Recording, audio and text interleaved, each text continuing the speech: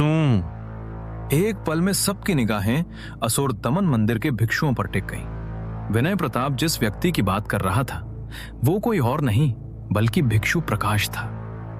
हालांकि प्रकाश ने अपनी आंखें नीची रखी और शांत बना रहा, जैसे उसने विनय प्रताप की चुनौती सुनी ही ना हो। पर जहां प्रकाश को कोई फर्क नहीं पड़ा, वहीं उसके पास खड़े एक युवा भिक्षु से रहा नहीं गया। ओ प्रताप, क्या तेरा सिर और पिछवाड़ा उल्टा जुड़ा है? मुंह खोलता है तो सिर्फ गंदगी ही निकलती है। वो भिक्षु दहाड़ा। ये सुनते ही चारों ओर सन्नाटा छा गया और फिर लोग ठहाके मारकर हंस पड़े।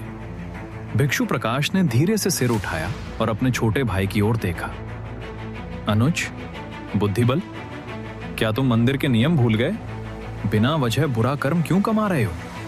बुद्धिबल ने सिर खुजलाते हुए कहा, बिना वजह नहीं गुरुजी, ये लड़का बहुत आगे बढ़ रहा है। विनय प्रताप अपनी पहचान बताने के बाद ऐसी गाली सुनकर सन्न रह गया था। बहुत अच्छे, ओ गंजे चोर, अगर हिम्मत है तो ऊपर आ और मुकाबला कर।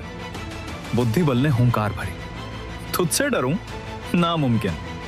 वो हवा में उछलकर सीधे विनय प्रताप के सामने जा पहुंचा। असुर दमन मंदिर का बुद्धिबल तेरी चुनौती स्वीकार करता है। विनय प्रताप ने भौहें सिकोड़ी। बुद्धिबल? प्रकाश क्यों नहीं आया? अगर तू मुझे हरा पाया तो मेरे बड़े भाई खुद आएंगे, पर तेरे लिए तो मैं ही काफी हूं। और सुन, क्या तेरे पीछे खड़े हुए 4 महारथी बीच में आएंगे? बुद्धिबल उन 4 दिव्य संपर्क योद्धाओं से डरा हुआ था। विनय प्रताप ने पीछे मुड़कर देखा और हंसकर बोला, बिल्कुल नहीं, ये हम युवाओं के बीच की लड़ाई है। यह सुनकर बुद्धिबल को राहत मिली। ठीक है, अब देख निशा वायु देश की ताकत। बुद्धिबल ने एक जोरदार घूंसा चलाया। उसके पीछे एक सुनहरी रोशनी चमक उठी। ओह, अजय वज्रकाया। बुद्धिबल भी इस कला में माहिर है। यह मंदिर की 3 सबसे महान कलाओं में से एक है। उम्मीद है यह विनय प्रताप को सबक सिखाएगा।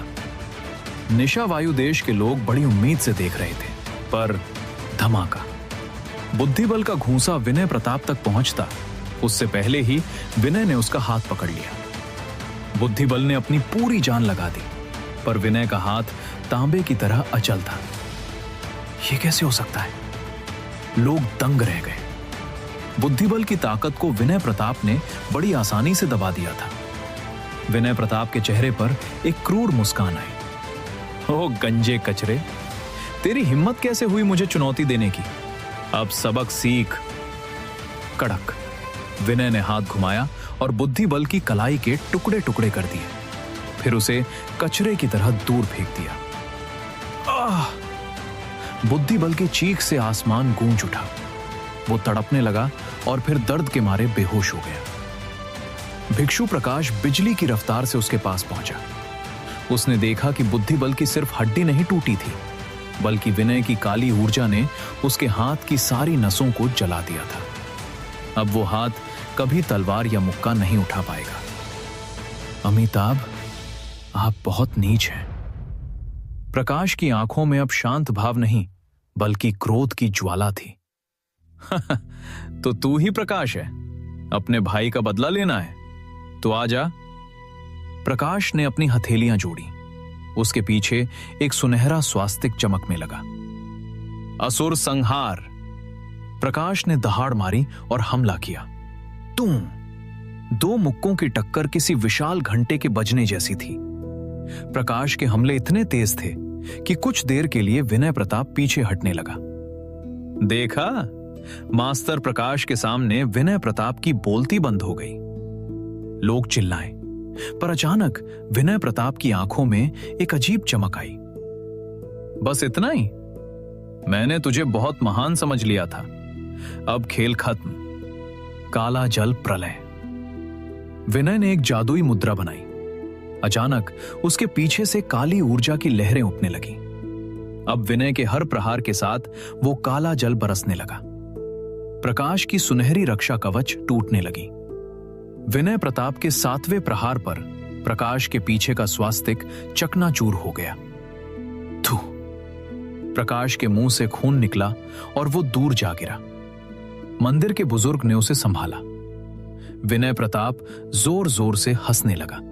यही है तुम्हारा सबसे बड़ा योद्धा? क्या कचरा देश है, यहाँ के सारे युवक कूड़ा हैं। निशा, वायु देश के लोग अपमान से जल रहे थे, पर किसी की बोलने की हिम्मत नहीं थी। तभी एक आवाज गूंजी, विनय प्रताप, घमंडी मत बन, अब मैं तुझे सीधा करूंगा। जैसे ही शब्द हवा में गूंजे, एक युवक तलवार पर सवार होकर उड़ा और पहाड़ी की ढलान पर उतरा। बाल तलवारबाज साहिल। क्या उसने सच में कदम बढ़ा दिया है? तलवार वृष्टि संप्रदाय की तलवारबाजी कला सच में अद्भुत है। कोई प्राण संग्रह स्तर पर होकर भी तलवार की सवारी कर सकता है। साहिल ने पहले भी प्राण संग्रह स्तर के मारा है, शायद वो ये युद्ध जीत जाए। नीचे खड़े मिशा, वायु देश के लोग साहिल का उत्साह बढ़ा रहे थे। विनय प्रताप ने मुड़कर साहिल की ओर देखा और उसके चेहरे पर तिरस्कार के भाव आ गए। तलवार की सवारी सिर्फ एक तुच्छ कला, विनय प्रताप ने कहा। साहिल ने सिर उठाया और बोला, यह तुच्छ है या नहीं, ये तो हाथ आजमाने के बाद ही पता चलेगा। युद्ध बातों से नहीं जीता जाता। ये कहते ही जमीन पर उतरते ही उसने एक हाथ में तलवार पकड़ी और दहाड़ा। तलवार सवारी कला, उग्र तलवार चेतना। खन खन खन, एक ही पल में उसके पीछे दर्जनों तलवारें हवा में प्रकट हुईं और विनय प्रताप की ओर झपटी। विनय प्रताप मुस्कुराया और उसने भी एक मुद्रा बनाई।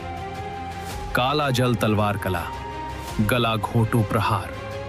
अचानक उसके पीछे उमड़ता काला जल हवा में तलवारों का रूप ले गया और साहिल के वार से टकराया। कुछ ही पलों में साहिल की सारी तलवारें चकनाचूर हो गईं और वो काला जल साहिल का पीछा करने लगा। क्या? साहिल सन्न रह गया। उसने कभी नहीं सोचा था कि उसकी कला इतनी बुरी तरह हार जाएगी। उसने बचने के लिए अपनी तलवार पर सवार होकर आसमान की ओर उड़ान भरी। हमला करके भागना चाहता है? सपना देखना छोड़ दे। विनय प्रताप की आंखों में क्रूरता चमकी और काले जल की रफ्तार अचानक बढ़ गई। भक भक, पलक झपकते ही कई काली तलवारें साहिल के शरीर के आर पार हो गईं और उसे हवा से नीचे गिरा दिया। साहिल! संप्रदाय के बुजुर्ग का चेहरा पीला पड़ गया। उसने दौड़कर साहिल को संभाला, पर साहिल के पेट में एक बड़ा छेद हो चुका था। वो बेहोश था और उसकी साधना की शक्ति हमेशा के लिए खत्म हो चुकी थी। प्रताप खानदान। बुजुर्ग ने गुस्से से विनय प्रताप की ओर देखा, पर विनय प्रताप हाथ झाड़ते हुए बोला, क्या बच्चे की हार से बूढ़ा चिढ़ गया? बदला लेना है तो हमला कर, पर याद रखना, अगर तूने हाथ उठाया तो मेरे पीछे खड़े ये 4 महारथी तुझे और तेरे पूरे संप्रदाय को मिटा देंगे। बुजुर्ग ने अपनी मुट्ठियां भींची, पर अंत में उसे हार मानकर पीछे हटना पड़ा। हरित नाग देश के प्रताप खानदान से भिड़ना मौत को दावत देना था। पूरे मैदान में सन्नाटा छा गया। निशा, वायु देश के तीनों दिग्गज योद्धा हार चुके थे। एक का हाथ गया, एक का रक्षा कवच टूटा और एक की साधना ही खत्म हो गई। क्यों भाई, कोई और नहीं आ रहा? क्या इस देश की अगली पीढ़ी पूरी तरह कचरा है? विनय प्रताप का उपहास गूंज रहा था। तभी भीड़ के पीछे से 2 आवाजें आईं। विनय भाई ने तो अकेले ही पूरे देश को दबा दिया, क्या दबदबा है। निशा, वायु जैसे कचरा देश में यह करना कोई बड़ी बात नहीं है। सबने मुड़कर देखा। वहां 2 युवक खड़े थे। एक शानदार कपड़ों में बैठा पंखा झल रहा था और दूसरा 2 गज ऊंचा पहलवान जैसा था, जिसकी मांसपेशियां फटने को तैयार थीं। कौन हो तुम? विनय प्रताप की आंखों में भी बेचैनी थी। आकाशवाणी संप्रदाय के हर्षवर्धन और भीमसेन, तुम यहां क्या कर रहे हो? विनय प्रताप ने अपनी आंखें सिकोड़ी। ये सुनकर लोग और भी घबरा गए। हर्षवर्धन और भीमसेन भी हरित नाग देश के एक शक्तिशाली संप्रदाय से थे, जिनके पास शून्य अवस्था के योद्धा थे। हर्षवर्धन ने मुस्कुराते हुए कहा, छोटे विनय, घबराओ मत, हम भी यहां महर्षि नीलमणि की विरासत के लिए आए हैं। महर्षि नीलमणि की विरासत? जैसे शांत पानी में पत्थर मार दिया हो, चारों ओर शोर मच गया। एक बुजुर्ग ने कांपती आवाज में बताया, महर्षि नीलमणि 3000 साल पहले हमारे देश के सबसे महान योद्धा थे। उनकी शक्ति शून्य अवस्था से भी ऊपर महान निर्वाण तक पहुंच चुकी थी। लोग कहते थे उन्होंने अपनी विरासत इसी गुप्त लोक में छिपाई है, पर आज तक किसी को कुछ नहीं मिला। सबकी आंखों में लालच और उम्मीद चमक उठी। एक महान निर्वाण योद्धा की विरासत। विनय प्रताप गुस्से में बोला, तुमने ये राज सबके सामने क्यों खोला? हर्षवर्धन हंसा। विनय भाई, तुम्हें क्या लगा कि यह खबर सिर्फ तुम्हारे परिवार को पता है? पड़ोसी देशों के कई और गुट भी चुपके से यहां पहुंच चुके होंगे, बस वे तुम्हारी तरह चिल्ला नहीं रहे हैं। विनय प्रताप का चेहरा उतर गया। उसे लगा था कि वो अकेले ही इस गंवारों के देश में आकर सब कुछ लूट लेगा, पर खेल अब बहुत बड़ा हो चुका था। आगे क्या अर्जुन अपने गरुड़ पर सवार होकर पहुंचता है और इन दोनों विदेशी संप्रदायों के अहंकार को मिट्टी में मिला देता है? आगे इन सभी सवालों के जवाब जानने के लिए बने रहें हमारे साथ सिर्फ और सिर्फ पॉकेट एफएम पर। हेलो लिसनर, अगर आपको हमारी कहानी अच्छी लग रही है तो 5 स्टार रेटिंग जरूर दें, ताकि हमें पता चले कि आप लोग तो हमारी कहानी पसंद आ रही है। तो हमारी कहानी के और भी ज्यादा एपिसोड सुनने के लिए हमें कमेंट में नेक्स्ट एपिसोड लिखकर जरूर बताएं। विनय प्रताप के चेहरे के हाव भाव देखकर हर्षवर्धन मुस्कुराते हुए बोला, वैसे विनय भाई, आपके तरीके मुझे काफी पसंद आए। आज यह नीलम गुप्त लोग हर किसी के लिए खुलना ठीक नहीं है। उसकी नजर निशा वायुदेश के योद्धाओं पर जमी थी।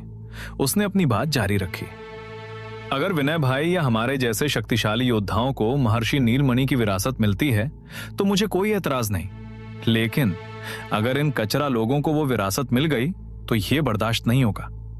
जब भेड़ियों का झुंड शिकार पर लड़ रहा हो तो कुत्तों का क्या काम? आज से इस गुप्त लोक में निशा वायुदेश के इंसानों और कुत्तों दोनों का प्रवेश वर्जित है।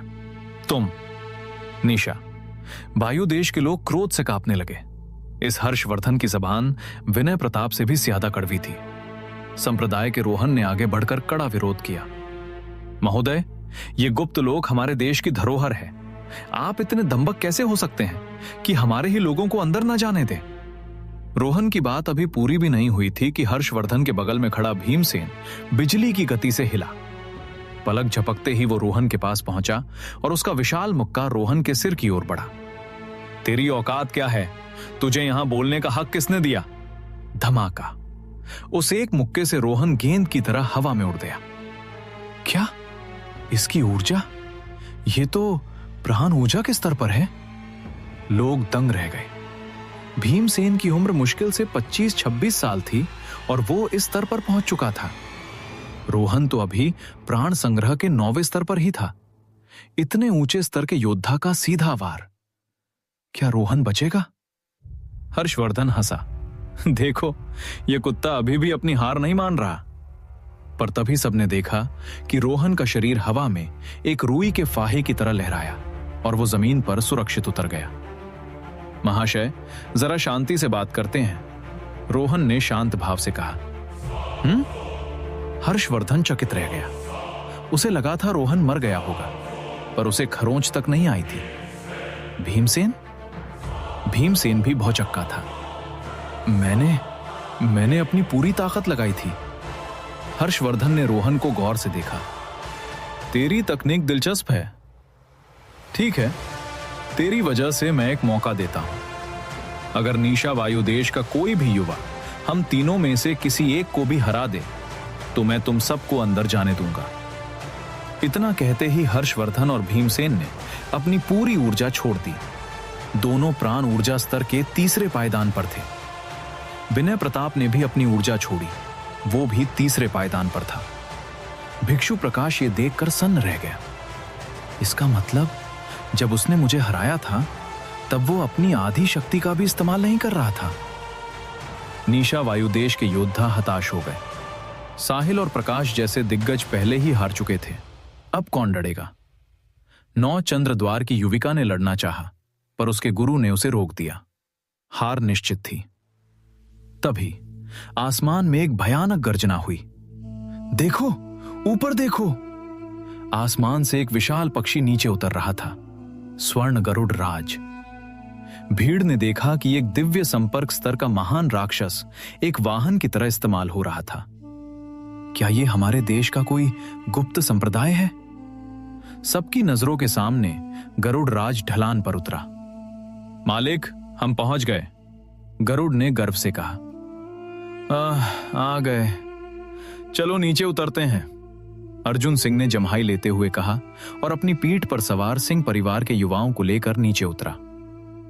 निशा वायुदेश के योद्धाओं ने जब देखा कि नीचे उतरने वाले ज्यादातर लोग शरीर शोधन स्तर के बच्चे हैं और सिर्फ 2-3 ही प्राण संग्रह स्तर पर हैं, तो उनकी बची खुची उम्मीद भी टूट गई। धत तेरे की, मुझे लगा कोई सुपर पावर आई है, पर ये तो बच्चे हैं। इनकी ताकत तो हमारे संप्रदाय के चेलों से भी कम है। लोग निराश होकर सिर हिलाने लगे, लेकिन रोहन की आंखें अर्जुन को देखकर चमक उठी। वो भागकर अर्जुन के पास पहुंचा और झुककर प्रणाम किया। शून्य संप्रदाय का शिष्य रोहन वरिष्ठ अर्जुन सिंह का स्वागत करता है। शून्य संप्रदाय? तुम्हारा कुलपति कहां है? अर्जुन ने अंगड़ाई लेते हुए पूछा। गुरुजी राजधानी गए हैं, उन्होंने मुझे ही यहां की जिम्मेदारी सौंपी है। अर्जुन ने सिर हिलाया। ठीक है, तो फिर इंतजार किस बात का? चलो इस गुप्त लोक का दरवाजा खोलो। अर्जुन की बात सुनकर रोहन के चेहरे पर बेबसी के भाव आ गए। अर्जुन ने उसकी स्थिति ताड़ ली और भौहें सिकोड़कर पूछा, क्या हुआ, कोई समस्या है? रोहन ने एक लंबी आह भरी और अब तक जो कुछ भी हुआ था वो सब कह सुनाया। सब सुनने के बाद अर्जुन ने विनय प्रताप और अन्य दोनों की ओर देखा और ठंडी आवाज में बोला, तो मतलब इन तीनों को हराकर ही नीलम गुप्त लोक में प्रवेश मिलेगा? रोहन ने सिर हिलाया। जी हां, इतना ही नहीं, जो इन्हें हराएगा वही महर्षि नीलमणि की विरासत का असली हकदार माना जाएगा। अर्जुन ने उपहास करते हुए कहा। ठीक है, फिर मैं इन तीनों को अभी हवा में उड़ा देता हूं। यह कहकर वो आगे बढ़ने ही वाला था कि तभी पीछे से सिंह परिवार का एक युवा शिष्य आगे आया। कुंवर साहब, चींटी मारने के लिए तलवार की क्या जरूरत? क्या ये सिर्फ 3 पागल नहीं है? आपकी चिंता दूर करने के लिए मैं ही काफी हूं, उस युवक ने पूरे जोश के साथ कहा। अर्जुन ने रुककर उसे देखा, फिर उन तीनों विदेशी योद्धाओं की ओर नजर दौड़ाई। कुछ पल सोचने के बाद उसने सिर हिलाया। ठीक है, जाओ, बस हाथ मत रोकना। अर्जुन दरअसल इस मौके का इस्तेमाल अपने परिवार के युवाओं को परखने के लिए करना चाहता था। प्राण ऊर्जा स्तर के ये 3 योद्धा उसके शिष्यों के लिए बेहतरीन सहन शक्ति की परीक्षा साबित हो सकते थे। धन्यवाद कुंवर साहब। उस शिष्य की आंखें चमक उठी और बाकी साथियों की ईर्ष्या भरी नजरों के बीच वो अकड़ता हुआ उन तीनों दिग्गजों की ओर बढ़ा। यह नजारा देखकर वहां खड़ा हर व्यक्ति सन्न रह गया। अरे, इस बच्चे को क्या हुआ है? ये तो शरीर शोधन के स्तर पर लग रहा है ना? इसकी वहां जाने की हिम्मत कैसे हुई? अरे भाई, लग नहीं रहा, वो सच में शरीर शोधन स्तर पर ही है। ये तो कोरी बेवकूफी है। इसे अंदाजा नहीं है कि सामने वाले कितने खूंखार हैं। अभी तमाशा देखो। निशा, वायुदेश के लोग आपस में खुसर पुसर करने लगे। उधर विनय प्रताप और उसके साथी भी हक्के बक्के थे। अब तक जो भी लड़ने आए थे वे कम से कम प्राण संग्रह स्तर के महारथी थे, पर इस बच्चे की हिम्मत। वो युवक तीनों के सामने खड़ा हो गया।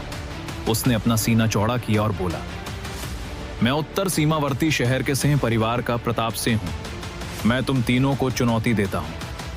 हर्षवर्धन को इतना गुस्सा आया कि उसे हंसी आ गई। ठीक है, तू हम तीनों में से किसी को भी चुन ले।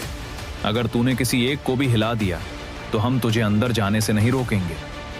प्रताप की नजर तीनों के चेहरों पर घूमी और अंत में भीमसेन पर जाकर टिक गई। ओ पहलवान, तू ही सही लग रहा है, इधर आ। प्रताप ने चुनौती दी। तू?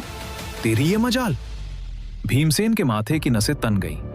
उसे लगा कि प्रताप ने उसे सबसे कमजोर समझकर चुना है। वो खूंखार इरादे के साथ आगे बढ़ा।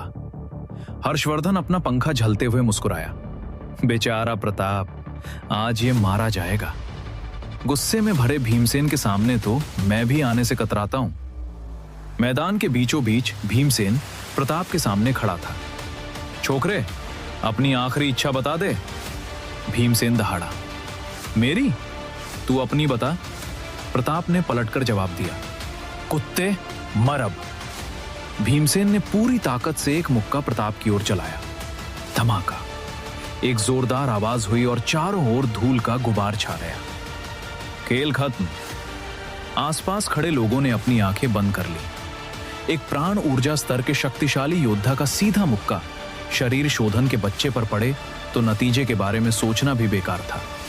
सबको यकीन था कि प्रताप के शरीर के चीथड़े उड़ गए होंगे, लेकिन बहुत दर्द हो रहा है।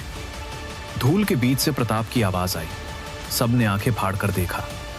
भीमसेन अभी भी मुक्का मारने की मुद्रा में खड़ा था, पर प्रताप 7-8 कदम पीछे हटकर अपना हाथ सहला रहा था और दर्द के मारे चिल्ला रहा था।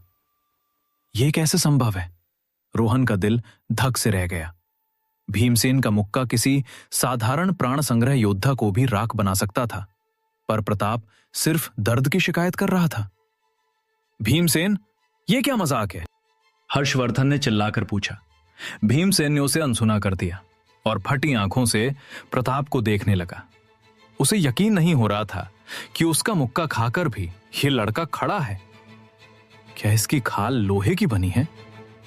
धत तेरे की, मुझे यकीन नहीं होता कि तू इतना मजबूत है। भीमसेन फिर से प्रताप पर झपटा।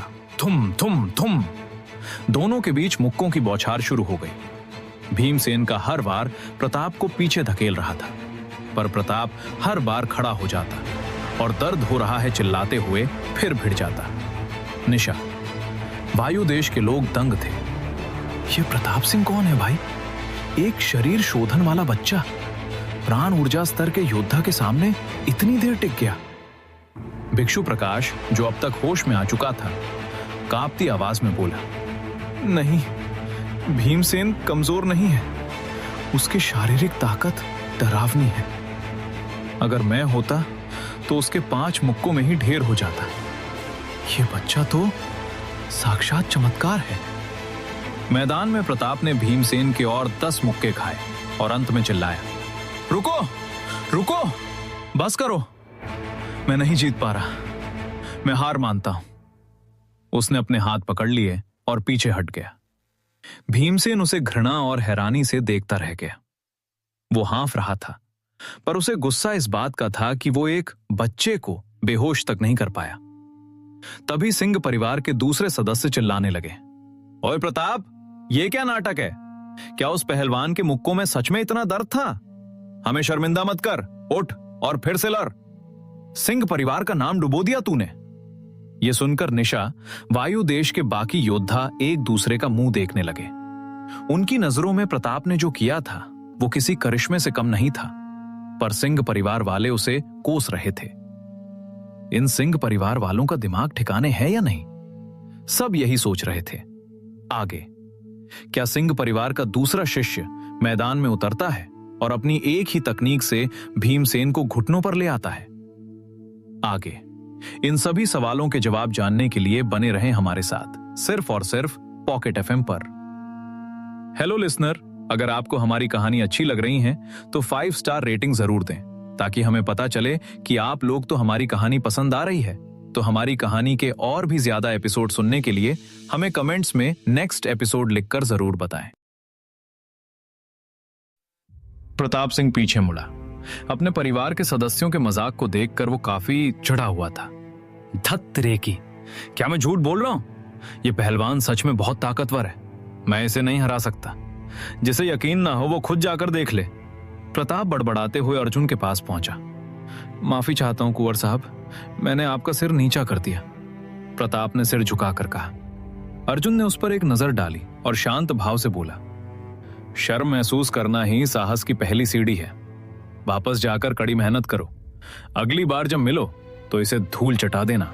जी। प्रताप एक तरफ हट गया। पास खड़े रोहन का चेहरा यह सुनकर और काला पड़ गया। शर्म महसूस करना ही साहस है? शरीर शोधन की ताकत के साथ भीमसेन के इतने मुक्के सहने के बाद भी ये हार को शर्मनाक कह रहे हैं। उसे लगा जैसे उसकी दुनिया की समझ ही उलझ गई है। मुझे नहीं लगता कि वो पहलवान इतना दमदार है। कुंवर साहब, मुझे जाने दे, मैं उसकी परीक्षा लूंगा। भीड़ में से सिंह परिवार का एक और युवक आगे आया।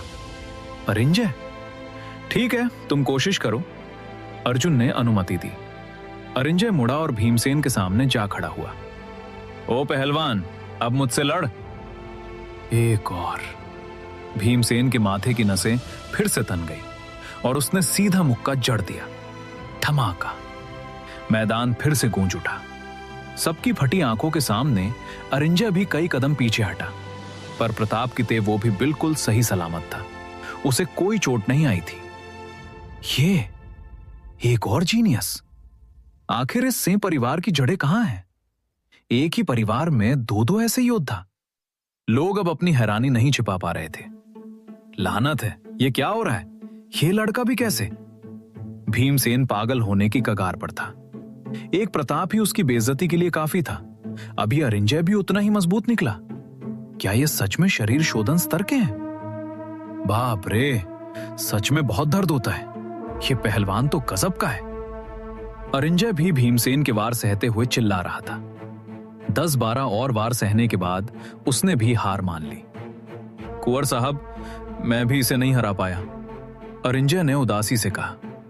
कोई बात नहीं, भविष्य में और मेहनत करना, अर्जुन ने धीरे से कहा। कुंवर साहब, अब मेरी बारी। नहीं, मुझे जाने दे। मेरी तकनीक इन दोनों बुद्धुओं से बेहतर है। मैं इनसे ज्यादा समझदार हूं। ये दोनों तो इसके सामने कुछ भी नहीं। चुप कर, तू अरिंजय के बराबर भी दृढ़ है। तो तू कौन सा मुझसे बड़ा 30 मार खाए? चलो पत्थर कागज कैची खेलते हैं, जो जीतेगा वही जाएगा। हाँ, ये सही रहेगा। सिंह परिवार के युवा आपस में ही उलझ गए और मुकाबला करने के लिए पत्थर कागज कैंची खेलने लगे। रोहन तो पूरी तरह सुन्न हो चुका था। ये क्या तमाशा है? प्राण ऊर्जा के वे 3 योद्धा जिन्होंने पूरे निशावायु देश के दिग्गजों को घुटनों पर ला दिया था, उनके खिलाफ लड़ने के लिए ये बच्चे ऐसे लड़ रहे हैं जैसे कोई खैरात बंट रही हो। उधर भीमसेन का मुंह भी खुला का खुला रह गया था। शरीर शोधन के बच्चों द्वारा एक खिलौने की तरह इस्तेमाल होना, उसने अपने जीवन में इतना अपमान कभी नहीं सहा था। कमीनो, तुम कमार कचरा लोग, सबके सब एक साथ आ जाओ। भीमसेन गुस्से में दहाड़ा। सो सिंह परिवार के सभी युवा अचानक चुप हो गए और सबने एक साथ भीमसेन की तरफ देखा। तूने गमार किसको बोला? कचरा कौन है बे? एक साथ आ जाएं, क्यों? तेरी ये इच्छा भी पूरी कर देते हैं। सिंह परिवार के युवा शेर की तरह दहाड़ते हुए भीमसेन पर टूट पड़े। मुझे नहीं लगता कि तुम सबके सब इतने मजबूत हो, भीमसेन ने मन ही मन सोचा और मुक्के चलाने शुरू किए। वो सिंह परिवार के युवाओं के बीच में कूद गया। 10 सेकंड बाद, साले हमारे परिवार को गाली देगा? क्यों, बहुत घमंड था ना? सबको एक साथ बुला रहा था, अब बोल। सिर्फ कचरा है तू, देख मैं तुझे कैसे लात मारता हूं। अरे सामने वाले हटो, मुझे भी एक मुक्का मारने दो।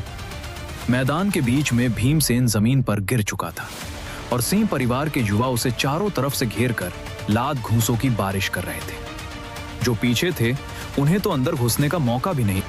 हर कोई सन्न था। कहां तो ये महान योद्धाओं का मुकाबला होना था और कहां ये गली के मोहल्ले वाली धुनाई बन गई। कोई गरिमा ही नहीं बची थी। अर्जुन के पास खड़े रोहन की सोच ही बदल गई थी। भले ही वे झुंड में हमला कर रहे थे, पर वे सब शरीर शोधन के बच्चे थे। अगर भीमसेन जैसा योद्धा किसी और के सामने होता तो हजारों बच्चे भी उसका कुछ नहीं बिगाड़ पाते, पर इन बच्चों ने भीमसेन को सुअर का मुंह बना दिया था। तभी हर्षवर्धन होश में आया। रुको! वो बिजली की तरह झपटा और भीड़ के बीच से भीमसेन को खींच कर बाहर निकाला। भीमसेन बेहोश हो चुका था और उसका चेहरा सच में सुअर जैसा सूज गया था। उसकी जान बच गई थी, पर हालत बेहद दयनीय थी। तुम लोग क्या कर रहे हो? हर्षवर्धन ने सिंह परिवार को घूरते हुए चिल्लाया। हम क्या कर रहे हैं? उसने खुद बोला था कि सब एक साथ आओ। हाँ, सबने सुना। उसकी अपनी फरमाइश थी।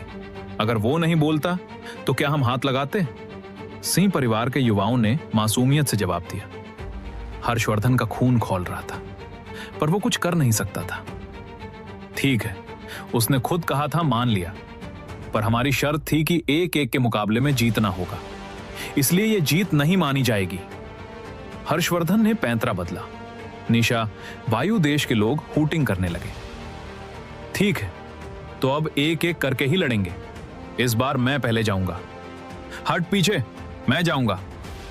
तभी अर्जुन के पास खड़े रोहन सिंह ने आवाज दी। सब पीछे हटो। क्या तुम्हें अभी तक समझ नहीं आया? प्राण ऊर्जा के ये योद्धा बहुत मजबूत हैं। तुम जैसे आधे अधूरे लोग झुंड में तो जीत सकते हो, पर अकेले नहीं। पास खड़ा दूसरा रोहन लगभग गाली देने ही वाला था। इन राक्षसों को ये आधा अधूरा कह रहा है, तो मैं क्या हूं? तभी रोहन सिंह ने अर्जुन की ओर देखकर कहा, कुंवर साहब, अब मुझे जाने की आज्ञा दें। अर्जुन सिंह ने अपने परिवार को जो तमाम साधना पद्धतियां और युद्ध कलाएं सिखाई थी, उनमें से रोहन सिंह ने सबसे अधिक ज्ञान प्राप्त किया था और उसका अभ्यास भी सबसे गहरा था। यह कहना गलत नहीं होगा कि सिंह परिवार की युवा पीढ़ी में अर्जुन के बाद रोहन ही नंबर 1 था। इस समय उसका खुद आगे बढ़कर चुनौती देना बिल्कुल सही था। अर्जुन ने रोहन पर एक नजर डाली, सिर हिलाया और कहा, ठीक है, जाओ, इसे जल्दी खत्म करो। जी।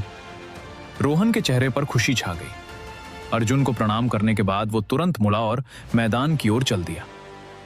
रोहन की नजर विनय प्रताप और हर्षवर्धन के चेहरों पर घूमी और अंत में विनय प्रताप पर जाकर टिक गई। मैं तुझे चुनौती देता हूं, रोहन ने गरज कर कहा। मुझे चुनौती? बहुत अच्छे। विनय प्रताप की आंखों में एक खूंखार चमक आई। काला जल प्रलय, उसने सीधे हमला बोल दिया। एक पल में उसके पीछे ऊर्जा की लहरें उमड़ने लगी। इस बार उसने अपनी शक्ति नहीं छिपाई और सीधे प्राण ऊर्जा स्तर की पूरी ताकत झोंक दी। उसकी आध्यात्मिक ऊर्जा पहले से कहीं अधिक घनी और डरावनी थी। हमला करने से पहले ही हवा में भारी दबाव महसूस होने लगा। न केवल युवा बल्कि वहां खड़े उम्रदराज योद्धा भी दंग रह गए। 18 लहरों का प्रहार। विनय प्रताप दहाड़ा और उस काले जल की विनाशकारी शक्ति को लेकर रोहन की ओर झपटा। इसे रोक कर दिखा। रोहन का चेहरा गंभीर था। उसने अपने पीछे से एक जोरदार घूंसा चलाया। धमाका। दोनों शक्तियां आपस में टकराईं। विनय प्रताप की 18 लहरें एक के बाद एक रोहन पर बरस रही थीं। ये कितनी भयानक शक्ति है! ये तो मेरी ताकत से भी ज्यादा है। एक अधेड़ उम्र के योद्धा ने अपनी सांसें रोकते हुए कहा। लानत है, मुझे लग रहा है मेरी 50 साल की साधना बेकार गई। इस लड़के का एक प्रहार मुझ पर भारी है। मैदान के केंद्र में खड़ा रोहन बिल्कुल अचल था। विनय प्रताप की 18 लहरें एक एक करके उससे टकराकर टूट रही थीं, पर वो पहाड़ की तरह डटा रहा। देखते ही देखते 18 लहरें खत्म हो गईं, लेकिन रोहन 1 इंच भी पीछे नहीं हटा। यह कैसे हो सकता है? भिक्षु प्रकाश की आंखें फटी रह गईं। उसे पता था कि विनय प्रताप की पूरी शक्ति कितनी विनाशकारी है, लेकिन रोहन ने उस पूर्ण शक्ति के प्रहार को भी बड़ी आसानी से झेल लिया था। भीड़ में खड़ी युविका का चेहरा पीला पड़ गया। उसने कांपती आवाज में अपने गुरु से पूछा, गुरुजी, क्या आप नहीं कहते थे कि मैं निशा वायु देश की नंबर 1 जीनियस हूं? उसका आत्मविश्वास पूरी तरह डगमगा गया था। उसे लगा कि वो इन सह परिवार के युवाओं के सामने कुछ भी नहीं है। वे सब शरीर शोधन स्तर पर होकर भी उससे कहीं अधिक शक्तिशाली थे। उसे लगा जैसे उसकी अब तक की मेहनत और उसका गौरव सब मिट्टी में मिल गया है। उधर मैदान में विनय प्रताप भी हक्का बक्का खड़ा था। रोहन ने उसे ठंडी नजरों से देखा और कहा, तेरा प्रहार खत्म हुआ, अब मेरी बारी है। यह कहकर उसने एक कदम आगे बढ़ाया। मेरा यह मुक्का झेल! रोहन दहाड़ा। यह अर्जुन की सिखाई गई दिव्य पथ मुष्टि तकनीक थी। हालांकि रोहन की समझ अभी पूरी नहीं थी, लेकिन उसके फौलादी शरीर की ताकत ने उसे और भी भयानक बना दिया था। सू! एक पल में उसकी मुट्ठी पर ऊर्जा का एक भयंकर बवंडर बन गया। हालांकि वो अभी पूरी तरह ड्रैगन का रूप नहीं ले पाया था, लेकिन उसकी गूंज ही सबको थरथराने के लिए काफी थी। इसे रोकना होगा। विनय प्रताप का चेहरा सफेद पड़ गया और उसने अपनी पूरी ऊर्जा अपनी रक्षा में झोंक दी। लेकिन धूम! रोहन का मुक्का सीधे उस काले जल के रक्षा कवच को चीरता हुआ विनय प्रताप के सीने पर लगा। थू! विनय प्रताप के मुंह से खून का फव्वारा छूटा और वो हवा में 10-12 कलाबाजियां खाता हुआ दूर जा गिरा। उसने उठने की कोशिश की पर 2 बार गिर गया। उसकी आंखें अविश्वास से भरी थी। एक मुक्का, सिर्फ एक मुक्के में वो बुरी तरह घायल हो गया था। निशा, वायु देश के लोगों में पहले सन्नाटा छाया और फिर खुशी की ऐसी लहर दौड़ी जैसे समुद्र गरज रहा हो। रोहन सिंह महान है! उसने विनय प्रताप को एक ही मुक्के में धूल चटा दी। क्यों हरितनाग देश के लोगों, हमें आवारा कुत्ता कह रहे थे ना? अब बोलो, विनय प्रताप, तू तो कचरा निकला। चारों तरफ से हो रहे अपमान ने विनय प्रताप का चेहरा बिगाड़ दिया। रोहन ने अपनी मुद्रा वापस ली और पूछा, क्या अपनी हार स्वीकार करते हो? विनय प्रताप ने चालाकी से मुस्कुराते हुए हाथ जोड़े। भाई रोहन, तुम्हारी प्रतिभा बेमिसाल है। मैं अपनी हार मानता हूं। रोहन ने सिर हिलाया। अच्छी बात है, तो क्या अब हम गुप्त लोक में जा सकते हैं? विनय प्रताप मुस्कुराया और बोला, बिल्कुल, पर क्या मैं आपसे कुछ पूछ सकता हूं? कम से कम मुझे पता तो चले कि मैं किससे हारा हूं। आखिर आपका ये सिंह परिवार किस तरह का परिवार है? ये साधना तकनीक क्या आपके किसी पुराने पूर्वज की है? वे महानुभाव अभी किस स्तर पर है? मैं उनसे कुछ मार्गदर्शन चाहता हूं। आगे। क्या रोहन सिंह बड़े गर्व से अर्जुन की ओर इशारा करता है और बताता है कि उनका असली गुरु और पूर्वज कौन है, जिससे सुनकर पूरी भीड़ के होश उड़ जाते हैं। आगे। इन सभी सवालों के जवाब जानने के लिए बने रहे हमारे साथ, सिर्फ और सिर्फ पॉकेट एफएम पर। हेलो लिसनर, अगर आपको हमारी कहानी अच्छी लग रही है तो 5 स्टार रेटिंग जरूर दें, ताकि हमें पता चले कि आप लोग तो हमारी कहानी पसंद आ रही है। तो हमारी कहानी के और भी ज्यादा एपिसोड सुनने के लिए हमें कमेंट में नेक्स्ट एपिसोड लिखकर जरूर बताएं। रोहन सिंह ने बिना किसी झिझक के जवाब दिया, हमारे सिंह परिवार के पुराने पूर्वज, वे तो बहुत पहले ही गुजर चुके हैं। वे भला किस स्तर पर होते? अगर साधना के स्तर की बात करें तो हमारे परिवार में इस समय सबसे शक्तिशाली कुलपति सिंहराज हैं, जो केवल पवित्र बीज स्तर के 9वें चरण पर हैं। हमारे परिवार में तो कोई वायु विहार स्तर का योद्धा तक नहीं है। आपको शायद पूछना ही नहीं चाहिए था। क्या? विनय प्रताप सन्न रह गया।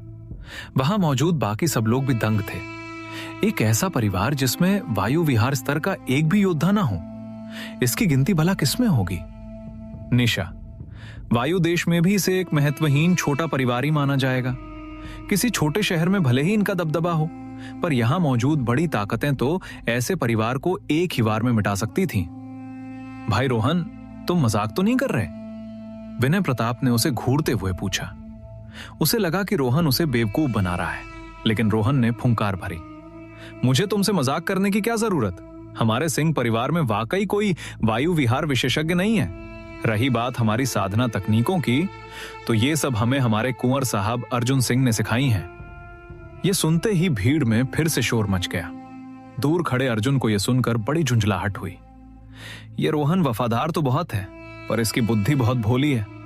चंद बातों में ही इसने परिवार के सारे राज उगल दिए। ऐसे तो ये कभी न कभी मुसीबत खड़ी कर देगा।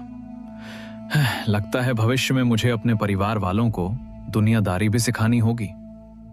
उधर विनय प्रताप ने जब रोहन की आंखों में देखा तो उसे यकीन हो गया कि वो झूठ नहीं बोल रहा है। उसकी आंखों में कुटिल चमक आई और वो मुस्कुराकर बोला, तो ये बात है, न कोई पूर्वज न कोई सहारा।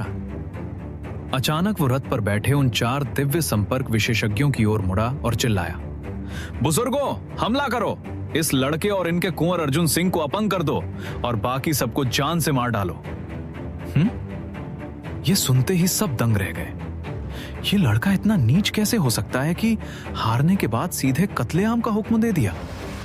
नहीं, वो नीच नहीं, चालाक है। भीड़ में खड़े नागराज तुरंत विनय प्रताप की चाल समझ गए। रोहन की बातों से उसे अंदाजा हो गया था कि ये एक छोटा सा परिवार है जिसके पास पहले कोई शक्ति नहीं थी। इन युवाओं की अचानक बढ़ी हुई ताकत का स्रोत अर्जुन सिंह है।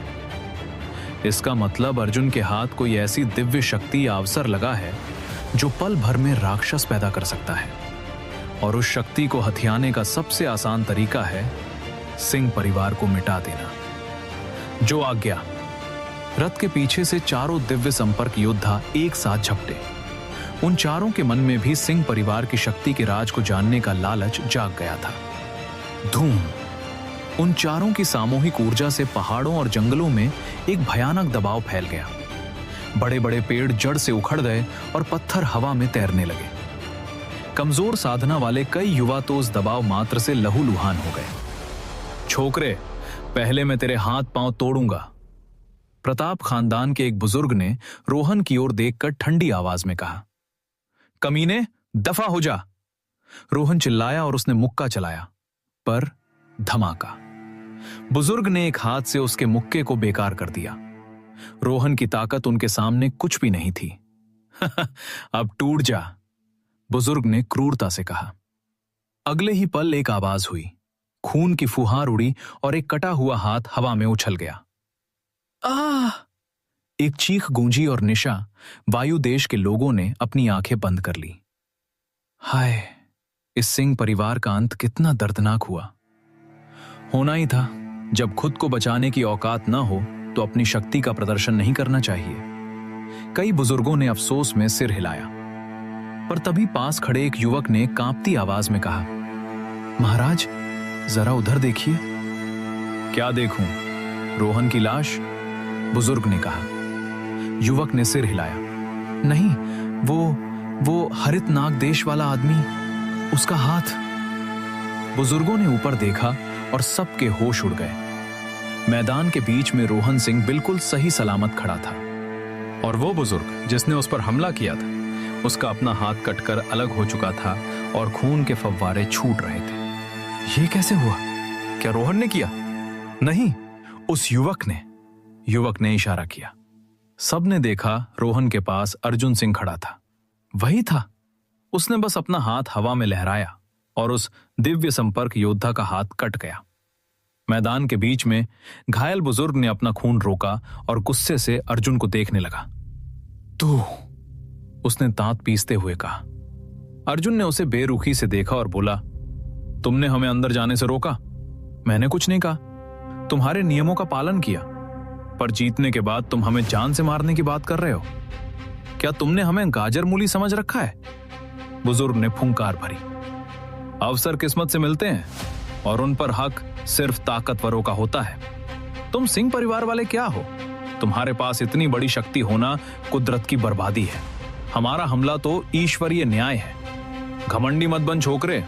अगर मैं अभी लापरवाह ना होता और तूने छिपकर वार ना किया होता तो तू मुझे छू भी नहीं पाता। यह सुनकर अर्जुन गुस्से में हंस पड़ा। वाह, इतनी बेशर्मी भरी दलील मैंने बरसों से नहीं सुनी। तुम्हें मेरा अवसर छीनना है और मेरे परिवार को मिटाना है ना? तो आ जाओ, तुम चारों एक साथ आओ। ये कुंवर तुम्हारी खातिरदारी करेगा। घायल बुजुर्ग ने बाकी तीनों की ओर देखा। एक साथ हमला करो और इसे खत्म कर दो। ठीक है। उन चारों को यकीन था कि 4 दिव्य संपर्क महागुरु मिलकर एक अर्जुन को तो मसल ही देंगे। धूम! चारों दिशाओं से वे अर्जुन पर काल बनकर टूटे। उनकी ऊर्जा ऐसी थी जैसे 4 असुर नरसंहार पर निकले हों। वरिष्ठ अर्जुन, संभल कर! दूर खड़े रोहन ने चिंता में चिल्लाया। 4 महागुरुओं के सामने अकेले लड़ना मौत को दावत देना था। लेकिन दिव्य पथ हथेली, अर्जुन का एक हाथ उसकी जेब में था और दूसरा हाथ उसने ऊपर उठाया। चटाक चटाक चटाक चटाक, वो सुनहरी हथेली हवा में 4 बार घूमी। अगले ही पल वे चारों दिव्य संपर्क महागुरु मांस के लोथरों में बदल चुके थे। ये इतना सहज और आसान था जैसे किसी ने 4 मक्खियों को एक ही झटके में मसल दिया हो। उनकी शक्लें पहचानना भी मुश्किल था। चारों ओर ऐसी खामोशी छा गई कि सुई गिरने की आवाज भी सुनाई दे जाए। वहां खड़ा हर व्यक्ति अपनी आंखों पर यकीन नहीं कर पा रहा था। 4 दिव्य संपर्क महागुरु बस पलक झपकते ही खत्म। मैदान में विनय प्रताप का चेहरा अभी भी उसी अहंकारी मुद्रा में था, पर उसकी मुस्कान अब जमकर पत्थर हो चुकी थी। सब कुछ इतनी तेजी से हुआ कि किसी को संभलने का मौका ही नहीं मिला। तू अभी कह रहा था ना कि हमारे सिंह परिवार को मिटा देगा? अर्जुन सिंह हाथ पीछे बांधे विनय प्रताप के सामने आ खड़ा हुआ। गटक! विनय प्रताप ने थूक गटका और घबराकर पीछे हटने लगा। वो वरिष्ठ, गलतफहमी हो गई। ये सब बस एक गलतफहमी है। उसने जबरदस्ती मुस्कुराने की कोशिश की। अर्जुन ने कुछ नहीं कहा, बस एक जोरदार तमाचा जड़ दिया। चटाक! विनय प्रताप लट्टू की तरह गोल गोल घूमा और उसके मुंह से खून के साथ उसके कुछ दांत भी बाहर आ गिरे। तेरी हिम्मत कैसे हुई मुझे हाथ लगाने की? विनय प्रताप ने अपना सूजा हुआ मुंह पकड़ते हुए अविश्वास से अर्जुन को देखा। हाथ लगाना? मैं तो तुझे यमराज के पास भेजने वाला हूं। अर्जुन ने एक कदम आगे बढ़ाया और उसकी सुनहरी दिव्य पथ हथेली फिर से हवा में चमकने लगी। यह देखकर विनय प्रताप की सिट्टी पिट्टी गुम हो गई। उसने अपनी आंखों से देखा था कि अर्जुन की हथेली ने कैसे 4 महागुरुओं का कीमा बना दिया था। अगर यह वार उस पर पड़ा तो वो मांस के लोथड़े के अलावा कुछ नहीं बचेगा। रुको, तुम मुझे नहीं मार सकते। अगर तुमने मुझे मारा तो मेरे परदादा तुम्हें नहीं छोड़ेंगे। उनकी साधना शून्य अवस्था के 7वें स्तर पर है। मैं उनका सबसे चहेता पोता हूं। इतना कहकर विनय प्रताप ने एक कीमती जौहरी ताबीज निकाला और दांत पीसते हुए बोला, यह मेरे परदादा का दिया हुआ सुरक्षा कवच है। यह उनकी एक छाया को यहां बुला सकता है। अगर तुमने फिर से हाथ उठाया तो मैं ऐसे सक्रिय कर दूंगा। यह सुनते ही चारों ओर शोर मच गया। प्रताप खानदान का पूर्वज, अवस्था का 7वां स्तर। हमें पता था वे ताकतवर हैं, पर इतने भयानक होंगे ये नहीं सोचा था। वायु देश के लोग कांपने लगे। हर्षवर्धन की भी सांसें अटक गईं। उसे पता था कि विनय प्रताप के पास कोई ना कोई आखिरी हथियार जरूर होगा, पर वो साक्षात पूर्वज की छाया होगी ये उसने नहीं सोचा था। सबको डरा हुआ देखकर विनय प्रताप का आत्मविश्वास वापस आ गया। ताबीज हाथ में लहराते हुए वो अर्जुन से बोला, महोदय, आप भी नहीं चाहेंगे कि मैं पूर्वज को यहां बुलाऊं, है ना? दूसरी ओर अर्जुन ने जैसे ही सुना कि ताबीज से पूर्वज की छाया प्रकट हो सकती है, उसने अपनी दिव्य पथ हथेली की शक्ति वापस खींच ली। 1 मिनट, तेरा मतलब है कि तू अपने पूर्वज की छाया बुला सकता है? अर्जुन ने उत्सुकता से पूछा। हाँ बिल्कुल, विनय प्रताप ने सीना फुलाया। और तूने कहा कि उनकी साधना अवस्था में है? अर्जुन ने फिर पूछा। उसकी आवाज की रफ्तार अब तेज हो गई थी। हाँ वही। विनय प्रताप मुस्कुराया। उसे लगा कि अर्जुन डर गया है।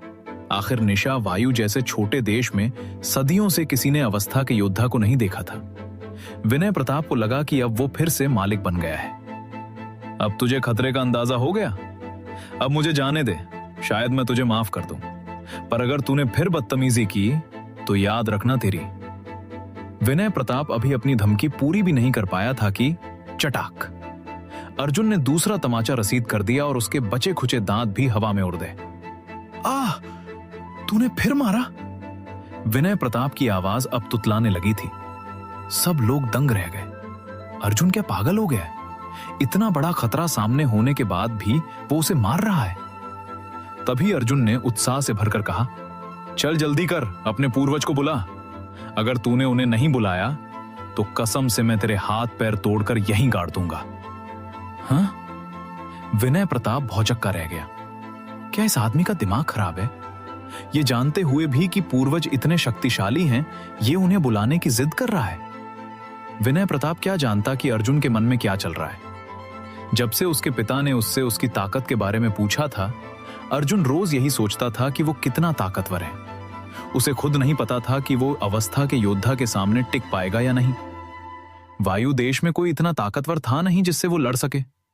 अब अचानक मौका मिला तो वो उसे छोड़ना नहीं चाहता था।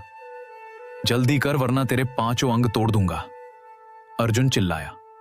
विनय प्रताप डर के मारे पीला पड़ गया और उसने तुरंत ताबीज सक्रिय कर दिया। वूम! एक पल में ताबीज से इतनी तेज रोशनी निकली कि सबकी आंखें चौंधिया गईं। देखते ही देखते पहाड़ों के बीच एक भयानक दबाव महसूस होने लगा। जब रोशनी कम हुई तो विनय प्रताप के सामने एक भव्य बुजुर्ग की आकृति खड़ी थी। हर्षवर्धन का दिल धक से रह गया। ये तो वही है, प्रताप खानदान के स्तंभ, हरित नाग देश के महाबली प्रताप वृद्धदेव। वृद्धदेव ने धीरे से आंखें खोली। उनकी पुतलियों से दिव्य प्रकाश की 2 किरणें निकली। विनय, तुम तो विरासत लेने गए थे, फिर मुझे यहां क्यों बुलाया? वृद्धदेव की आवाज पहाड़ों में गूंजी। तभी उनकी नजर खून से लथपथ विनय प्रताप पर पड़ी और उनकी आंखों में ज्वाला धधक उठी। ये क्या है? तुम्हें किसने घायल किया? तुम्हारे अंगरक्षक कहां हैं? क्या उन्हें अपनी जान प्यारी नहीं है जो उन्होंने तुम्हें इस हाल में छोड़ दिया? उनके गुस्से से आसमान का रंग बदल गया और चारों ओर कत्लेआम की गंध फैल गई। अवस्था के योद्धा का दबाव इतना था कि लोग ठीक से सांस भी नहीं ले पा रहे थे। पर दादा, उन्हें मारने की जरूरत नहीं है, वे सब मारे जा चुके हैं, विनय प्रताप रोते हुए बोला। क्या मर गए? वायु देश में किसकी इतनी मजाल? क्या वो कोई राजा है या मंदिर का कोई भिक्षु? किसकी शामत आई है? वृद्ध देव दहाड़े, इनमें से कोई नहीं परदादा। इस मामूली से सिंह परिवार ने उन्हें मार डाला, और मुझे आपको कुछ और भी बताना है। विनय प्रताप ने संक्षेप में पूरी कहानी सुना दी। कैसे शरीर शोधन के बच्चे भीमसेन को पीट रहे थे और कैसे अर्जुन ने चारों महागुरुओं को मक्खी की तरह मसल दिया। वृद्ध देव ने हैरान होकर अर्जुन और उसके पीछे खड़े सिंह परिवार को देखा। विनय, तुम बदला लेने के लिए मुझसे झूठ तो नहीं बोल रहे? शरीर शोधन के बच्चे भीमसेन को हरा देंगे और ये लड़का अर्जुन 4 महागुरुओं को मार देगा? ये नामुमकिन है।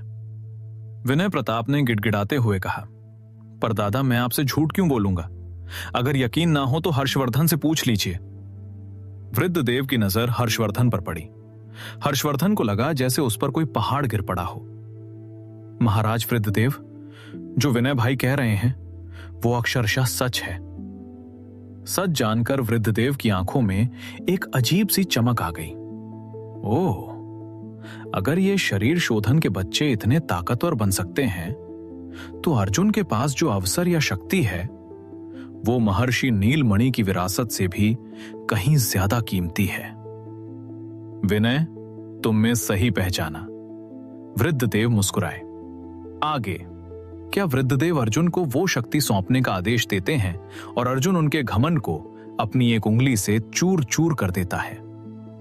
आगे इन सभी सवालों के जवाब जानने के लिए बने रहें हमारे साथ सिर्फ और सिर्फ पॉकेट एफएम पर। हेलो लिसनर, अगर आपको हमारी कहानी अच्छी लग रही है तो 5 स्टार रेटिंग जरूर दें, ताकि हमें पता चले कि आप लोग तो हमारी कहानी पसंद आ रही है। तो हमारी कहानी के और भी ज्यादा एपिसोड सुनने के लिए हमें कमेंट में नेक्स्ट एपिसोड लिखकर जरूर बताएं। प्रताप वृद्धदेव इतने सालों से जीवित थे, लेकिन उन्होंने ऐसी शक्तिशाली शरीर शोधन तकनीक पहले कभी नहीं देखी थी। अगर यह अवसर उनके हाथ लग जाए तो ना केवल उनके परिवार की ताकत कई गुना बढ़ जाएगी, बल्कि उनकी अपनी साधना भी एक कदम आगे बढ़ सकती है। वृद्धदेव पिछले 100 सालों से शून्य अवस्था के 7वें स्तर पर अटके हुए थे। हालांकि उनकी उम्र अभी बची थी, पर उन्हें डर था कि वे अपने जीवन काल में महापरीक्षा पार नहीं कर पाएंगे। इसलिए अर्जुन के पास जो रहस्य था वो उनके लिए किसी वरदान से कम नहीं था। वे अर्जुन के सामने आए और मुस्कुराते हुए बोले, नौजवान, तुमने मेरे परिवार के लोगों को मारा और मेरे पोते को इस हाल में पहुंचाया। यह मामला इतनी आसानी से नहीं सुलझेगा। फिर भी मुझ में जीवन के प्रति दया भाव है और मैं तुम जैसे प्रतिभावान युवक को नष्ट होते नहीं देखना चाहता।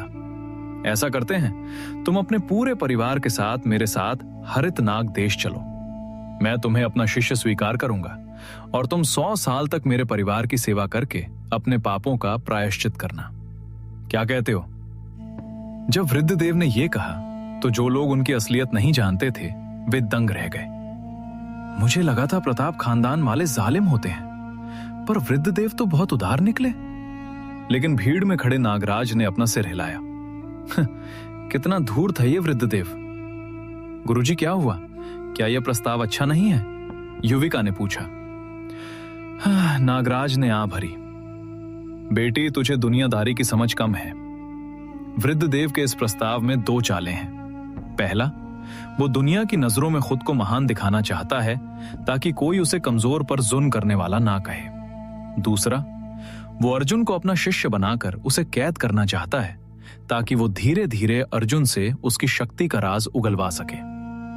एक बार अर्जुन उसके कब्जे में आ गया तो वो और उसका परिवार मौत के लिए दुआ करेंगे, पर उन्हें मौत भी नसीब नहीं होगी। युविका डर गई।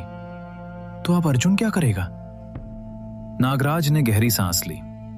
उसका एकमात्र रास्ता यही है कि वो अभी हां कह दे और बाद में भागने का मौका ढूंढे।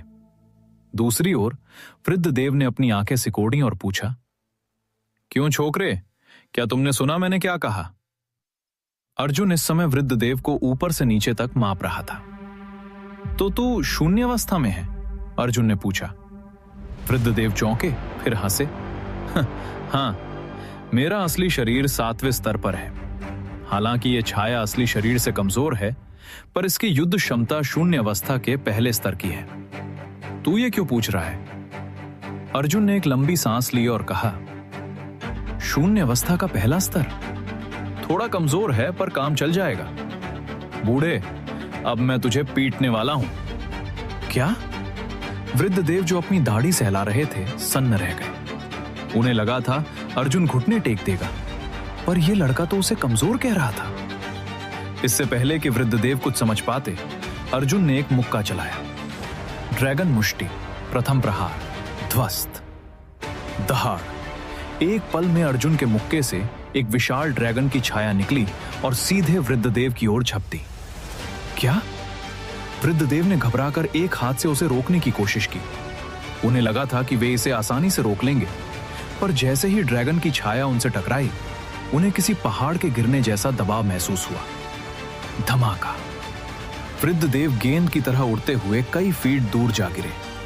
उन्होंने हवा में खुद को संभाला और खड़े हुए, पर उनका एक हाथ पूरी तरह सुन्न हो चुका था।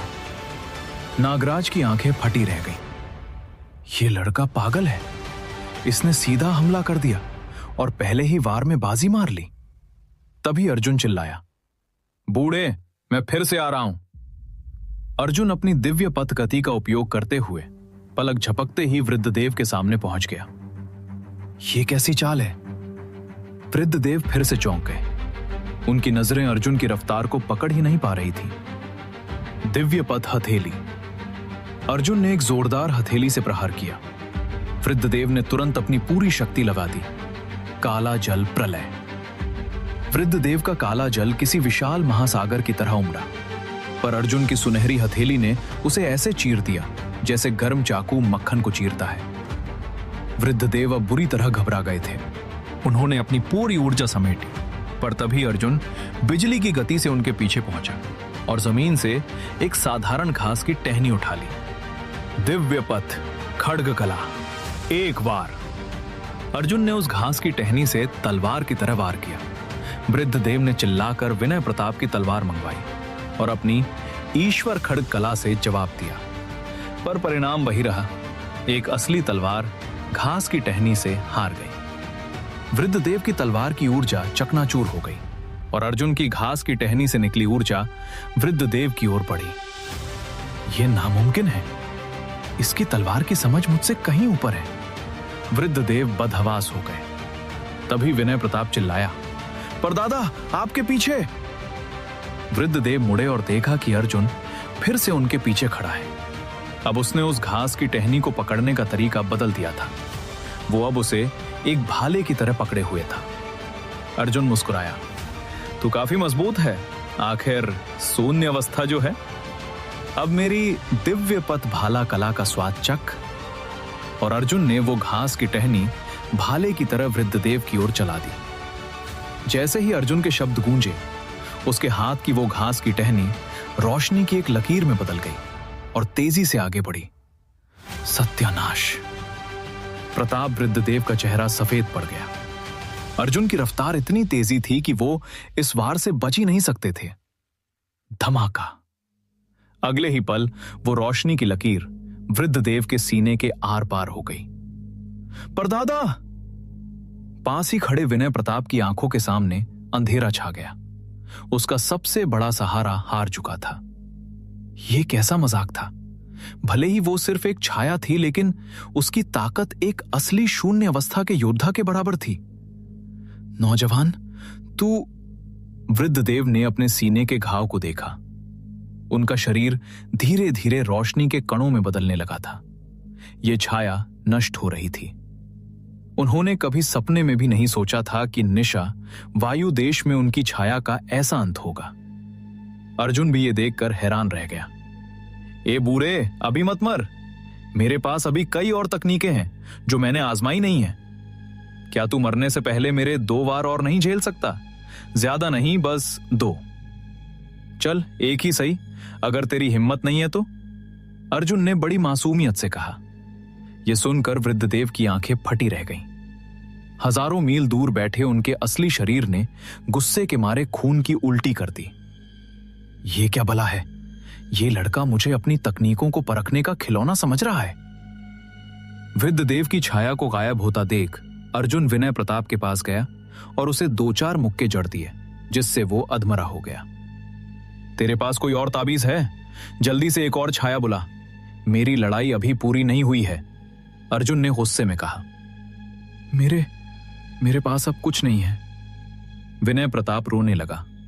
उसे समझ नहीं आ रहा था कि जहां पूरी दुनिया उसके परदादा का नाम सुनकर कांपती है, वहीं ये अर्जुन उससे दूसरी छाया की डिमांड कर रहा था। एक भी नहीं? तेरे पास अपने परदादा की दूसरी छाया तक नहीं है? तू इतना निकम्मा क्यों है? अर्जुन बुरी तरह चिढ़ गया। वहां मौजूद बाकी लोग।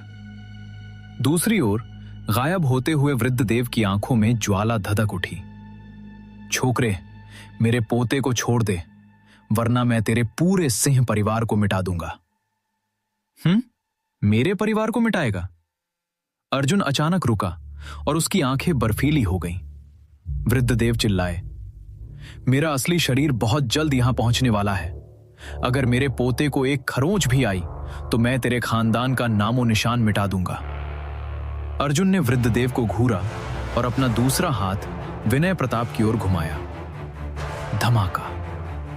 अगले ही पल विनय प्रताप का सिर तरबूज की तरफ फट गया।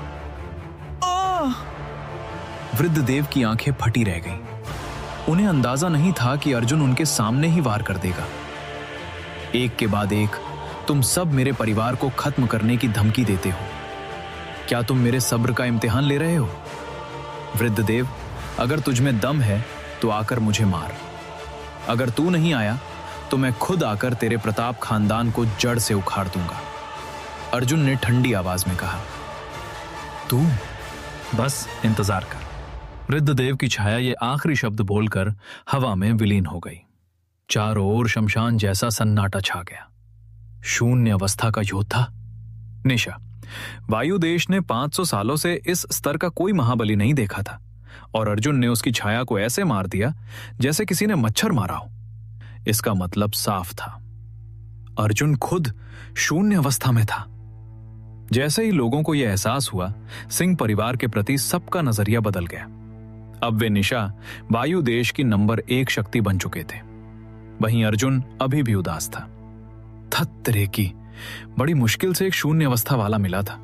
सोचा था कुछ नई चालें आजमाऊंगा, पर यह तो बड़ा कमजोर निकला। अब मुझे अपनी असली ताकत का अंदाजा कैसे होगा? अचानक उसकी नजर पास खड़े हर्षवर्धन पर पड़ी।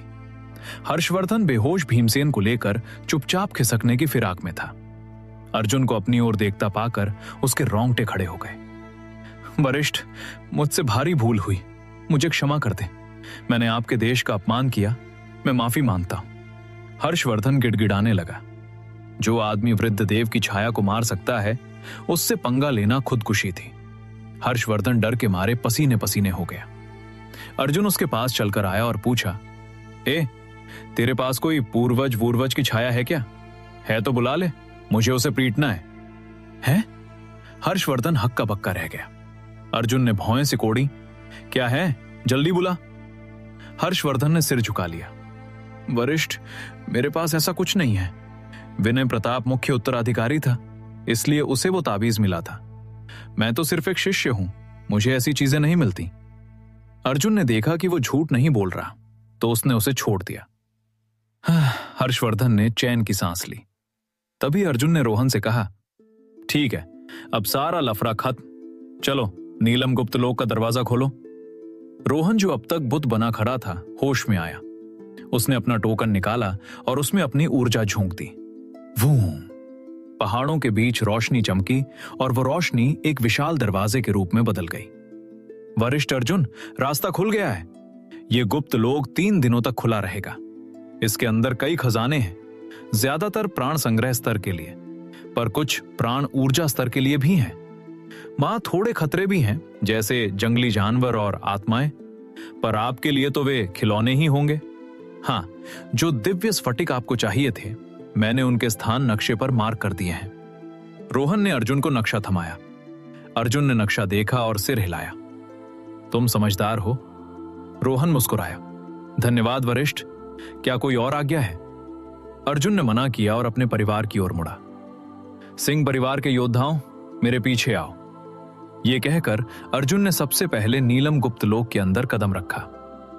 आगे क्या अर्जुन गुप्त लोक के अंदर दिव्य स्फटिक की तलाश में निकलता है और उसे कुछ ऐसी प्राचीन चीजें मिलती हैं जो महर्षि नीलमणि के असली रहस्यों से जुड़ी हैं। आगे इन सभी सवालों के जवाब जानने के लिए बने रहें हमारे साथ सिर्फ और सिर्फ पॉकेट एफएम पर। हेलो लिसनर, अगर आपको हमारी कहानी अच्छी लग रही है तो 5 स्टार रेटिंग जरूर दें, ताकि हमें पता चले कि आप लोग तो हमारी कहानी पसंद आ रही है। तो हमारी कहानी के और भी ज्यादा एपिसोड सुनने के लिए हमें कमेंट्स में नेक्स्ट एपिसोड लिखकर जरूर बताएं। चारों ओर गहरा सन्नाटा पसरा था। किसी की भी एक कदम आगे बढ़ाने की हिम्मत नहीं हुई। जब सिंह परिवार के सभी सदस्य नीलम गुप्त लोक के भीतर पूरी तरह समा गए, तब जाकर भीड़ में अचानक हलचल मची। रास्ते से हटो, पहले मैं जाऊंगा। थत तेरे की, अब क्या धक्का दे रहे हो? जब कुंवर अर्जुन सामने थे तब तो तुम्हारी घिग्गी बंधी थी। बकवास बंद कर। क्या तेरी हिम्मत हुई थी उनके सामने चूं करने की? सबकी हालत एक जैसी थी। लोग पागलों की तरह एक दूसरे को धकेलते हुए गुप्त लोक के प्रवेश द्वार की ओर झपटे। दूसरी ओर हर्षवर्धन का अंगरक्षक, जो अब तक छिपा हुआ था, आखिरकार सामने आने की हिम्मत जुटा पाया। हर्षवर्धन ने बेहोश भीमसेन को संभाला, कुछ देर सोचा और फिर कहा, मैं अभी भी अंदर जाकर देखना चाहता हूं। अगर महर्षि नीलमणि की विरासत मिल गई तो हमारे संप्रदाय का बहुत भला होगा। अंगरक्षक ने गंभीर होकर कहा, ठीक है, लेकिन याद रखना, उस अर्जुन नाम के लड़के से पंगा लेने की सोचना भी मत। हर्षवर्धन ने कड़वाहट भरी मुस्कान के साथ जवाब दिया, कहने की जरूरत नहीं है, मुझे अपनी जान प्यारी है। जल्द ही गुप्त लोक के बाहर केवल रोहन बचा रह गया। जैसे ही वो अंदर जाने वाला था, उसके पास मौजूद संदेश यंत्र चमकने लगा। प्रणाम कुलपति जी। रोहन ने यंत्र सक्रिय किया। दूसरी ओर संप्रदाय के कुलपति स्वामी लिंगेश्वर थे। रोहन, संप्रदाय के कुछ जरूरी कामों की वजह से मैं नहीं आ पाया। गुप्त लोक की जिम्मेदारी अब तुझ पर है। क्या वहां सब ठीक है? कोई गड़बड़ तो नहीं हुई? आचार्य ने पूछा। रोहन ने हिचकिचाते हुए कहा, आचार्य, थोड़ी गड़बड़ हुई है। हरित नाग देश के प्रताप खानदान का वारिस विनय प्रताप यहां आया था। आचार्य चौंक गए। प्रताप खानदान? वे यहां क्यों आएंगे? रोहन ने बताया, सिर्फ वे ही नहीं, आकाशगंगा संप्रदाय के लोग भी आए हैं। सुना है किसी ने भविष्यवाणी की है कि महर्षि नीलमणि की विरासत इसी साल प्रकट होगी। आचार्य हैरान रह गए। विरासत? हमें इस बारे में कुछ नहीं पता था, जबकि ये गुप्त लोक हमारे अधिकार में है। खैर, हरित नाम देश की ज्योतिष विद्या हमसे श्रेष्ठ है, उन्हें पता होना स्वाभाविक है। उन्होंने थोड़ा रुक कर कहा, रोहन, कुंवर अर्जुन सिंह को समझा देना कि उनसे उलझे नहीं। वे हमारे संप्रदाय के शुभचिंतक हैं, हम उन्हें खतरे में नहीं डाल सकते। रोहन का चेहरा अजीब सा हो गया। आचार्य, वे पहले ही उलझ चुके हैं। आचार्य घबरा गए। क्या? वे भिड़ गए? क्या अर्जुन को कोई चोट तो नहीं आई? जी नहीं, रोहन ने कहा। आचार्य ने राहत की सांस ली। चलो, यह तो अच्छा हुआ, लेकिन अर्जुन ने विनय प्रताप और उसके सभी अंगरक्षकों को मार डाला है। रोहन ने बम फोड़ा। क्या? आचार्य चिल्लाए। विनय प्रताप मारा गया? यह तो अनर्थ हो गया। मैंने सुना है उसका परदादा वृद्धदेव बहुत खतरनाक है। अगर उसे पता चला तो वो पूरे निशा वायु देश को श्मशान बना देगा। रोहन ने अपना सिर खुजलाते हुए कहा, वृद्धदेव की छाया तो पहले ही यहां आ चुकी थी। यंत्र के दूसरी ओर आचार्य सिंह की सांसें थम गई। छाया आ गई थी? उसकी छाया भी शवस्था की ताकत रखती है। तो क्या अर्जुन? उन्हें लगा अर्जुन अब इस दुनिया में नहीं होगा, पर रोहन ने बात जारी रखी। कुंवर अर्जुन ने उनसे युद्ध किया और फिर उन्होंने घास के एक तिनके से उस छाया को आर पार करके मार डाला। आचार्य काफी देर बाद आचार्य की कांपती आवाज आई। तू क्या कह रहा है? क्या तू मुझसे मजाक कर रहा है? वृद्धदेव की छाया को घास के तिनके से मार दिया? क्या तू पक्का है कि वो कोई दिव्य अस्त्र नहीं था? रोहन ने जमीन से वही घास का तिनका उठाया जिसे अर्जुन ने इस्तेमाल किया था और उसे उंगली से मोड़ा। वो तुरंत टूट गया। आचार्य, मैंने खुद चेक किया है, ये साधारण घास ही है, मोड़ने पर टूट गई। आचार्य पूरी तरह सुन्न हो गए। मुझे पता था अर्जुन शक्तिशाली है, पर इतना शक्तिशाली? वे खुद से बड़बड़ाने लगे। वे पिछले 10 दिनों से दिन रात एक करके रक्षा, यंत्र और व्यू बना रहे थे ताकि दिव्य युद्धराज के साथ होने वाली लड़ाई में जीत की 1% उम्मीद जगा सकें। और अब उन्हें पता चल रहा है कि अर्जुन इतना ताकतवर है कि शून्य अवस्था वाले को घास से मार देता है। उन्हें अपनी सारी मेहनत बेकार लगने लगी। आचार्य, एक और बात है, रोहन ने सावधानी से कहा। वृद्धदेव ने कहा है कि उसका असली शरीर बदला लेने के लिए यहां आ रहा है। असली शरीर? शून्य अवस्था का 7वां स्तर? आचार्य फिर से चौकन्ने हो गए। जी। आचार्य ने गहरी सांस ली। असली शरीर और छाया की ताकत में जमीन आसमान का फर्क होता है। अर्जुन ने इस पर क्या कहा? रोहन ने सोचकर कहा, कुंवर साहब ने इसे सीरियसली ही नहीं लिया, वे तो और भी छायाओं को पीटना चाहते थे। आचार्य शून्य ने मन ही मन फैसला किया, नहीं, मुझे खुद जाकर देखना होगा। रोहन, तू अंदर जा और विरासत के लिए कोशिश कर, मैं जल्द ही वहां पहुंचता हूं। उधर हरितनाग देश के प्रताप खानदान में धमाका। पिछली पहाड़ियों में वृद्धदेव की गुफा अचानक फट गई। परिवार के लोग भागकर वहां पहुंचे। मलबे के बीच वृद्धदेव खड़े थे। उनका चेहरा पीला था और होंठों पर खून लगा था। कुलपति घायल हो गए। सबकी जान हलक में आ गई। वृद्धदेव ने गर्जना की, प्रताप सिंह, परिवार के 6 सबसे ताकतवर योद्धाओं को बुलाओ, सप्तऋषि विनाश व्यूह तैयार करो और मेरे साथ चलो। विनाश व्यूह? महाराज, क्या किसी बड़े खानदान ने हम पर हमला किया है? परिवार का मुखिया हैरान रह गया। ये व्यूह उनका आखिरी हथियार था। नहीं, किसी को मारने जाना है। वृद्धदेव की आंखों में खून उतर आया था। मुखिया सन्न रह गया। 2 सबसे बड़े हथियार सिर्फ एक इंसान को मारने के लिए? उसने कांपते हुए पूछा, क्या आप किसी महापरीक्षा स्तर के ऋषि को मारने जा रहे हैं? वृद्धदेव ने दांत पीसते हुए कहा, नहीं, मुझे शरीर शोधन स्तर के एक अदने से लड़के को मारना है। हैं? प्रताप सिंह हक्का बक्का रह गया। उसे शक हुआ कि उसके कान बज रहे हैं। पर दादा, आपने किस स्तर के योद्धा को मारने की बात कही? उसने दोबारा पुष्टि करनी चाहिए। निशा, वायु देश के एक शरीर शोधन स्तर के छोकरे को। वृद्धदेव ने फिर दोहराया। इस बार सब ने साफ साफ सुना और नतीजा यह हुआ कि प्रताप खानदान के हर सदस्य के चेहरे पर एक ऐसा भाव था जिसे बयां करना मुश्किल था। उनके अपने परदादा, शून्य अवस्था के 7वें स्तर के महाबली, हरितनाग देश के दिग्गज, राज परिवार के सम्मानित अतिथि, युद्ध कलाओं के महान गुरु और देश के 10 सबसे शक्तिशाली योद्धाओं में से एक वृद्धदेव एक अदने से शरीर शोधन वाले बच्चे को मारने जा रहे थे। सिर्फ ये कहना ही शर्मनाक था और ऊपर से वे चाहते थे कि खानदान के बाकी दिग्गज भी साथ चलें और खानदान का सबसे बड़ा ब्रह्मास्त्र सप्तऋषि विनाश व्यू भी साथ ले जाया जाए। एक मामूली बच्चे के लिए इतना तामझाम। पर दादा, क्या आप ठीक तो हैं? प्रताप सिंह ने धीरे से पूछा। क्या मतलब? वृद्धदेव ने उसे घूरा। क्या साधना करते करते आपका मानसिक संतुलन तो नहीं बिगड़ गया? आपको मतिभ्रम तो नहीं हो रहा? प्रताप सिंह ने पूछा। उसे यही एकमात्र तार्किक वजह लग रही थी। उसके पीछे खड़े बाकी सदस्यों ने भी सहमति में सिर हिलाया।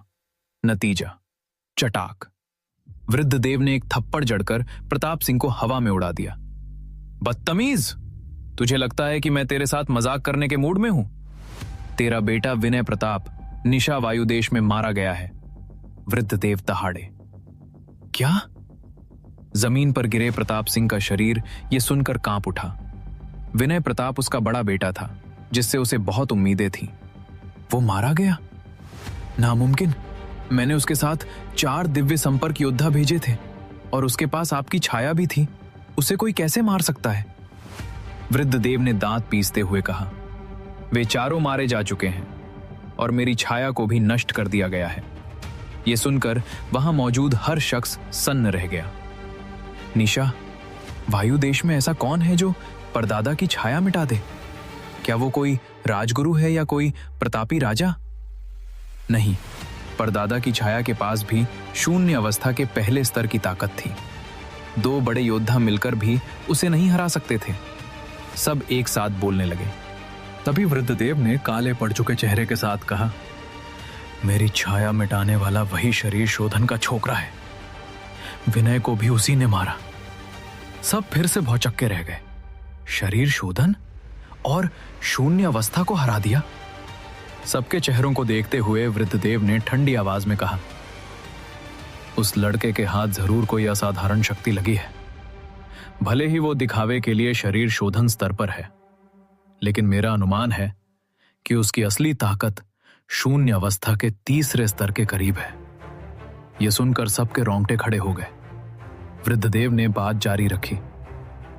विनय बहुत लापरवाह था। वो उस लड़के की शक्ति छीनना चाहता था, पर उसने दुश्मन को कम आंकने की गलती कर दी। अब चाहे विनय की मौत का बदला लेना हो या हमारे प्रताप खानदान की नींव मजबूत करनी हो, हमें उस लड़के को जल्द से जल्द खत्म करना होगा और उसके शरीर का राज जानना होगा। एक सदस्य ने झिझकते हुए कहा, पर दादा, फिर भी इतने बड़े लश्कर की क्या जरूरत? अगर उसकी ताकत तीसरे स्तर की भी है तो आप 2 लोगों के साथ जाकर उसे मसल सकते हैं। उसके चुप होते ही वृद्धदेव ने उसे भी एक तमाचा जड़कर उड़ा दिया। मूर्ख, क्या मेरी सारी सीख भूल गए? जब तुम जानते हो कि यह लड़का खतरनाक है और उसे जिंदा नहीं छोड़ा जा सकता, तो क्या तुम पूरी ताकत से वार नहीं करोगे? क्या तुम उसे और अभ्यास करने और बढ़ने का मौका देना चाहते हो? वृद्धदेव ने गुस्से में डांटा। डांट खाने वाले ने अपने होंठों का खून पोंछा और सिर झुकाकर माफी मांगी। वृद्धदेव ने आदेश दिया, विनाश व्यू तैयार करो। खानदान के हर उस योद्धा को बुलाओ जो दिव्य संपर्क स्तर से ऊपर है। मैं उस लड़के को भागने का 1% मौका भी नहीं दूंगा। जी! सब एक साथ चिल्लाए। उस दिन प्रताप खानदान में खलबली मच गई। दूसरी ओर नीलम गुप्त लोक। जैसे ही अर्जुन सबको लेकर अंदर पहुंचा, उसे लगा कि वो किसी दूसरी ही दुनिया में आ गया है। आसमान में सूरज नहीं था, बल्कि अनगिनत सितारों से भरा एक आकाश था जो जमीन को दूधिया रोशनी से नहला रहा था। वहां की हवा में आध्यात्मिक ऊर्जा बाहर की तुलना में बहुत घनी थी। क्या यह महर्षि नीलमणि का आश्रम है? वाकई अद्भुत है, किसी ने उत्साह में कहा। ठीक है, अब यहां आने के बाद किसे क्या मिलेगा यह तुम्हारी किस्मत पर निर्भर है। तुम अपनी टोलियां बना सकते हो, बस अपनी सुरक्षा का ध्यान रखना, अर्जुन ने कहा। सब उत्साहित होकर अपनी अपनी टोलियां बनाकर अवसरों की तलाश में निकल गए। अर्जुन ने रोहन का दिया हुआ नक्शा निकाला और उसका अध्ययन करने लगा। दिव्य स्फटिक मिलने की कई जगहें हैं। ये यूलिंग महल पास लग रहा है, पहले यहीं चलते हैं, अर्जुन ने कहा और हवा की गति से एक दिशा में निकल गया। उसके पीछे निशा वायुदेश के 2 लोग भी नक्शा पकड़े खड़े थे। वे अर्जुन को जाते देख हैरान रह गए। अरे, वरिष्ठ अर्जुन उस दिशा में क्यों जा रहे हैं? वो तो दरिंदों का बसेरा है ना? हाँ, नक्शे के मुताबिक वहां जंगली जानवरों के अलावा कुछ नहीं है। सुना है वहां एक भयानक राक्षस रहता है और कई बड़े योद्धा जो गलती से वहां गए कभी लौटकर नहीं आए। शायद वे उन जानवरों का शिकार करके उनके प्राण बीज लेना चाहते हो सकता है। खैर, उनके जैसे दिग्गजों की सोच हम नहीं समझ सकते। चलो हम महल की तरफ चलते हैं, वहां हर साल बहुत खजाना मिलता है। वे दोनों अर्जुन के ठीक विपरीत दिशा में निकल गए। उधर दरिंदों के बसेरे के भीतर हड्डियों के ढेर से भरी एक गुफा में अचानक एक विशाल आंख खुली। सू! उस आंख के खुलते ही पूरी गुफा का तापमान गिर गया। वहां मौजूद छोटे मोटे राक्षस खौफ के मारे सिर झुकाकर बैठ गए। क्या फिर से गुप्त लोक का दरवाजा खुल गया है? ताजा इंसानी मांस फिर से आ गया है। बच्चों जाओ, मेरे लिए शिकार ढूंढो और ताजा भोजन लेकर आओ, उस आंख के मालिक ने गर्जना की। आदेश मिलते ही राक्षस चारों दिशाओं में फैल गए। गुफा के भीतर से एक विशाल पंजा निकला। उसने जमीन से इंसानी हड्डियों का ढेर उठाया और अपने मुंह में डालकर कचर कचर चबाने लगा। वो आवाज हड्डियों को कंपा देने वाली थी। वूं! गुफा की गहराई में अचानक एक खूनी रोशनी चमक उठी। बस थोड़ा ही काम बचा है, जैसे ही कुछ और ताकतवर योद्धाओं का मांस और खून मिलेगा, ये सक्रिय हो जाएगा। तब तक कृपया थोड़ा इंतजार करें। उस आग के मालिक की आवाज अचानक बहुत दब्बू और विनम्र हो गई, जैसे वो किसी अदृश्य शक्ति से बात कर रहा हो। तभी वो खूनी रोशनी धीरे धीरे धुंधली होकर गायब हो गई। आगे क्या अर्जुन उस गुफा में पहुंचता है और उस विशाल राक्षस का सामना करता है, जबकि उसे वहां अपनी खोज से भी बड़ी कोई चीज मिलती है? आगे इन सभी सवालों के जवाब जानने के लिए बने रहें हमारे साथ सिर्फ और सिर्फ पॉकेट एफएम पर। हेलो लिसनर, अगर आपको हमारी कहानी अच्छी लग रही है तो 5 स्टार रेटिंग जरूर दें, ताकि हमें पता चले कि आप लोग तो हमारी कहानी पसंद आ रही है। तो हमारी कहानी के और भी ज्यादा एपिसोड सुनने के लिए हमें कमेंट में नेक्स्ट एपिसोड लिखकर जरूर बताएं। एक उजाड़ पहाड़ी जंगल में अर्जुन हाथ में नक्शा लिए संदेहास्पद नजरों से उसे देख रहा था। क्या नक्शे में यह नहीं लिखा था कि यू लिंग महल दिव्य ऊर्जा और औषधीय जड़ी बूटियों से भरा है? यह जगह तो वैसी बिल्कुल नहीं दिखती। अर्जुन ने सिर उठाकर अपने चारों ओर का नजारा देखा। उसने देखा कि वो एक घाटी के सामने खड़ा था, जहां की जमीन ऐसी काली और झुलसी हुई थी जैसे अभी अभी जलाई गई हो। दिव्य ऊर्जा का तो यहां नामो निशान तक नहीं था। कैसा घटिया नक्शा है, बस बकवास लिखी है, अर्जुन ने बुदबुदाते हुए शिकायत की। तभी गड़गड़ाहट, उसके पैरों के नीचे की जमीन अचानक कांपने लगी। इसके तुरंत बाद एक तीखी और गंदी गंध हवा में तैरती हुई आई। हाँ? ये क्या हो रहा है? अर्जुन चौंक गया और उसने सामने देखा। उसने देखा कि राक्षसी जानवरों का एक झुंड, एक काला रेला उसकी ओर बढ़ रहा था। ध्यान से देखने पर उनमें सियार, भेड़िए, बाघ और तेंदुए सब थे, जिनमें से प्रत्येक का शरीर कोयले जैसा काला और आंखें खून की तरह लाल थीं। ये अर्जुन सन्न रह गया। तभी उस राक्षसी झुंड की नजर भी अर्जुन पर पड़ी। हर बार जब इंसान अंदर आते हैं तो हमें उन्हें पकड़ने के लिए यहां वहां दौड़ना पड़ता है।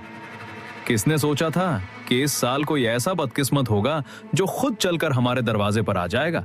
क्या यह इंसानी छोकरा बेवकूफ है? अगर वो चुपचाप उन जगहों पर छिपा रहता जहां सुरक्षा कवच लगे हैं तो हम उसके पास नहीं पहुंच पाते। लेकिन ये तो सीधे हमारे पुराने बसेरे में आ गया। कोई हिलेगा नहीं, मैं इसे खाना चाहता हूं। अपनी बहन को खा, ये महाराज के लिए भेंट है। अगर तूने इसे खाया तो क्या तुझे डर नहीं लगता कि महाराज तुझे ही खा जाएंगे? अगर मैं इसे नहीं खा सकता तो कम से कम इसे अपने हाथों से मारूंगा तो सही। बरसों हो गए किसी इंसान को अपने हाथों से मारे हुए, एक काले भेड़िए ने दहाड़ते हुए कहा। ठीक है, ये तेरा शिकार हुआ। बाकी राक्षस पीछे हट गए और उस काले भेड़िए को अर्जुन की ओर बढ़ते हुए देखने लगे। अर्जुन ने उस भेड़िए को पास आते देखा और थोड़ा शांत हुआ। ए काले कुत्ते, दिव्य स्फटिक कहां मिलेंगे? अर्जुन ने पूछा। उसके शब्द सुनते ही आसपास के राक्षस सन्न रह गए। काला काला कुत्ता? ये इंसानी बच्चा तो गया। इसकी हिम्मत कैसे हुई ब्लैक वुल्फ कमांडर को काला कुत्ता कहने की? कमांडर को काला कुत्ता कहलाना सबसे ज्यादा नापसंद है। अब यह बच्चा बहुत ही दर्दनाक मौत मरेगा। जैसा कि उम्मीद थी, ब्लैक वुल्फ कमांडर की आंखों में ठंडी चमक उठी। इंसानी बच्चे, मैं तुझे तड़पा तड़पा कर मारूंगा। मैं तुझे ऐसी हालत में पहुंचा दूंगा कि तू मौत के लिए दुआ करेगा पर मौत नहीं आएगी। ये कहते ही उसका शरीर एक काली बिजली की तरह चमका और वो बेहद तेज गति से अर्जुन की ओर लपका। हवा में ही कमांडर का शरीर बदलने लगा और उसका जबड़ा इतना बड़ा हो गया जैसे किसी शहर का फाटक हो। उसने अर्जुन को एक ही बार में निगलने की कोशिश की, लेकिन धमाका। अर्जुन ने बस अपना हाथ घुमाया और उस भेड़िए को एक तमाचा जड़कर दूर उड़ा दिया। आओ, आओ! कमांडर कराहने लगा और काफी देर तक छटपटाने के बाद भी उठ नहीं पाया। दूसरी ओर अर्जुन ने अपने हाथ झाड़े और घृणा से कहा, बेवकूफ काले कुत्ते, अगर तूने मुझे काट लिया होता तो मैं रेबीज का इंजेक्शन लगवाने कहा जाता। कमीने इंसान। सब सुनो, ये लड़का अजीब है, सब एक साथ हमला करो। वो भेड़िया आखिरकार लड़खड़ाते हुए खड़ा हुआ और गुस्से में चिल्लाया, बाप रे, इस लड़के की शक्ति बहुत ज्यादा लग रही है। अगर हम इसका शिकार कर ले तो इसका मांस और खून ही सैकड़ों इंसानों के बराबर होगा, एक सियार ने कहा। सही है, इसे मारो और महाराज के पास ले चलो, वे बहुत खुश होंगे। राक्षसों का झुंड अर्जुन को घेरने लगा। अर्जुन की भौहें तन गई। तुम लोग क्या कर रहे हो? मैंने तो बस रास्ता पूछा था, उसने कहा। वो खून खराबा पसंद करने वाला व्यक्ति नहीं था, भले ही सामने राक्षस ही क्यों ना हो। सामने खड़े एक काले बाघ ने उपहास किया। इंसानी बच्चे, तू सच में कुछ ज्यादा ही बेवकूफ है। क्या यहां आने से पहले तेरे बड्डों ने तुझे हमारे बारे में नहीं बताया? तुम्हारे बारे में? तुम कौन हो? अर्जुन उलझन में दिखा। हम इस गुप्त लोक के राजा हैं, वो राक्षसी कबीला जो तुम जैसे इंसानों का शिकार करता है। तुम सब हमारा शिकार हो। हम तुम सबको मारकर अपने महाराज को भेंट करेंगे, और तू इस साल मरने वाला पहला बदकिस्मत होगा, उस बाघ ने कहा। यह सुनकर अर्जुन की आंखों में बर्फीली ठंडक छा गई। मुझे मारोगे? क्या तुम्हें यकीन है? अर्जुन ने पूछा। क्या अब डर लग रहा है? अगर तू अभी घुटनों पर बैठ जाए तो मैं तुझे कम दर्दनाक मौत देने के बारे में सोच सकता हूं, बाघ ने कहा। चारों ओर से घेरते राक्षसों ने भी मजाक उड़ाना शुरू कर दिया। अर्जुन ने उनकी ओर देखा और धीरे से नीचे झुका। ओह, ये तो सच में घुटनों पर बैठ रहा है। इंसान हमेशा से इतने ही डरपोक रहे हैं। राक्षसों का शोर बढ़ गया, लेकिन अगले ही पल उन्होंने देखा कि अर्जुन ने जमीन से एक लकड़ी की छड़ी उठा ली है। हाँ, तू? बाघ चौंक गया। अगले ही पल तुम। अर्जुन ने वो छड़ी घुमाई और पलक झपकते ही उस काले बाघ को आसमान में उड़ा दिया। लानत है, आज मेरी किस्मत ही खराब है। इंसान तो इंसान, अब ये कुत्ते भी मुझसे उलझ रहे हैं। तुम्हें मुझे मारना है ना? आज तुम्हारा दादा तुम्हें दिखाएगा कि मरना किसे कहते हैं। अर्जुन गुस्से में दहाड़ा और उसने फिर से छड़ी घुमाई। खचाक! उस छड़ी से तलवार जैसी ऊर्जा निकलने लगी। जहां जहां से वो गुजरी, सैकड़ों राक्षस पल भर में मांस के ढेर में बदल गए। ये क्या हो रहा है? ये इंसान बहुत खतरनाक है। कई राक्षसों ने मुकाबला करने की कोशिश की, पर जैसे ही वे अर्जुन के करीब आते, वो भयानक ऊर्जा उन्हें चीर डालती। एक पल में ही राक्षसों के बीच खौफ फैल गया। भागो, अपनी जान बचाकर भागो! एक राक्षस चिल्लाया और फिर हजारों राक्षस अपनी जान बचाकर उसी दिशा में भागने लगे जहां से वे आए थे। अभी तो बहुत अकड़ दिखा रहे थे, अब भाग रहे हो? इतनी आसानी से पीछा नहीं छूटेगा। अर्जुन गुस्से में चिल्लाया और हाथ में छड़ी लिए उनके पीछे दौड़ पड़ा। अगर कोई इस समय आसमान से देख रहा होता तो वो दंग रह जाता। एक विशाल घाटी में एक अकेला इंसान हाथ में छड़ी लिए हजारों राक्षसों को दौड़ा दौड़ा कर पीट रहा था। यह कहना मुश्किल था कि असली राक्षस कौन है। उसी समय दरिंदों के बसेरे के बाहरी इलाके में विभिन्न ताकतों के दर्जनों दिग्गज योद्धा एक कतार में खड़े थे। उनके चेहरे गंभीर थे। उनके बगल में रोहन सम्मान से झुका हुआ था। सभी वरिष्ठों का बहुत बहुत धन्यवाद जो आप इन राक्षसों को रोकने के लिए यहां आए, रोहन ने कहा। अरे बेटे रोहन, इसकी जरूरत नहीं है। युवाओं का काम खजाना ढूंढना है और हम बुजुर्गों का काम इन राक्षसों को रोकना, एक वृद्ध ने अपनी दाढ़ी सहलाते हुए कहा। सही कहा, इस बसेरे के राक्षस बहुत खूंखार हैं। अगर वे युवा शिष्यों के बीच पहुंच गए तो भारी तबाही मच जाएगी, एक अन्य बुजुर्ग ने कहा। कोई भी इन राक्षसों को कम ना समझे। यहां के कमांडर स्तर के राक्षसों की ताकत दिव्य संपर्क योद्धाओं के बराबर है। पिछली बार 6 कमांडर आए थे और हम में से कई घायल हो गए थे, एक महिला योद्धा ने चेतावनी दी। सही है रोहन, तुम्हारे संप्रदाय के शत राक्षस मानचित्र में दिख रहा होगा, न कि कितने कमांडर यहां सक्रिय हैं, नागराज ने पूछा। रोहन ने सिर हिलाया और उस जादुई नक्शे में अपनी ऊर्जा डाली। जैसे ही उसने नक्शा देखा, उसका चेहरा पीला पड़ गया। क्या यह नामुमकिन है? रोहन चिल्लाया। क्या हुआ, मुझे देखने दो। नागराज ने नक्शा झपटा और उसका चेहरा भी उतर गया। 40 कमांडर राक्षस? क्या? बाकी सब घबरा गए। इसका मतलब 40 ऐसे राक्षस जिनकी ताकत दिव्य संपर्क के बराबर है। इस साल क्या हो रहा है? इतने सारे राक्षस एक साथ कैसे आ गए? धत, हम यहां सिर्फ 12 लोग हैं जो दिव्य संपर्क स्तर के हैं। क्या हम उन्हें रोक पाएंगे? रोहन, इस गुप्त लोक के द्वार अभी बंद कर दो, वरना सब मारे जाएंगे, किसी ने सुझाव दिया। 40 महाराक्षस और हजारों छोटे राक्षस, ये वाकई उनके बस के बाहर था। जैसे ही रोहन द्वार बंद करने का फैसला लेने वाला था, उस जादुई नक्शे में कुछ बदलाव हुआ। ये क्या हो रहा है? रोहन चौंक गया। क्या हो रहा है? जल्दी फैसला लो, ये मजाक नहीं है, नागराज ने गुस्से में कहा। पर अगले ही पल वो भी पत्थर बन गया, क्योंकि उस जादुई नक्शे पर दिख रहा था कि अब 40 में से सिर्फ 35 कमांडर ही जिंदा बचे थे। 5 राक्षस सेनापति मारे गए। एक बुजुर्ग के चेहरे पर खौफ छा गया। सबको पता था कि राक्षस सेनापति युद्ध क्षमता में दिव्य संपर्क स्तर के होते हैं। उनकी ताकत यहां मौजूद दिग्गजों से कम नहीं थी। फिर भी पलक झपकते ही 5 ढेर हो गए।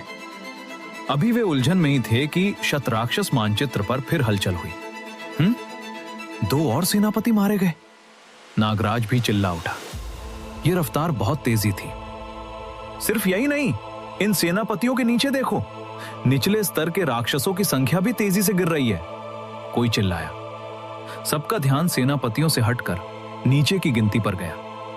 जब नक्शा पहले खोला गया था, तब छोटे राक्षसों की संख्या 60,000 से ज्यादा थी, पर देखते ही देखते अब वहां केवल 50,000 के करीब बचे थे। इतने कम समय में 10,000 से ज्यादा राक्षस मारे जा चुके थे। सबने एक दूसरे की ओर देखा। सबकी आंखों में दहशत थी। ऐसा लगता है कि दरिंदों के बसेरे के अंदर वाकई कुछ प्रलयंकारी हुआ है, फूमो मंदिर के भिक्षु ने कहा। ऐसे काम नहीं चलेगा। लगता है हमें नीलम गुप्त लोक को समय से पहले ही बंद करना होगा, एक बुजुर्ग ने आह भरी। सबको अफसोस था, क्योंकि इस साल महर्षि नीलमणि की विरासत मिलने की उम्मीद थी।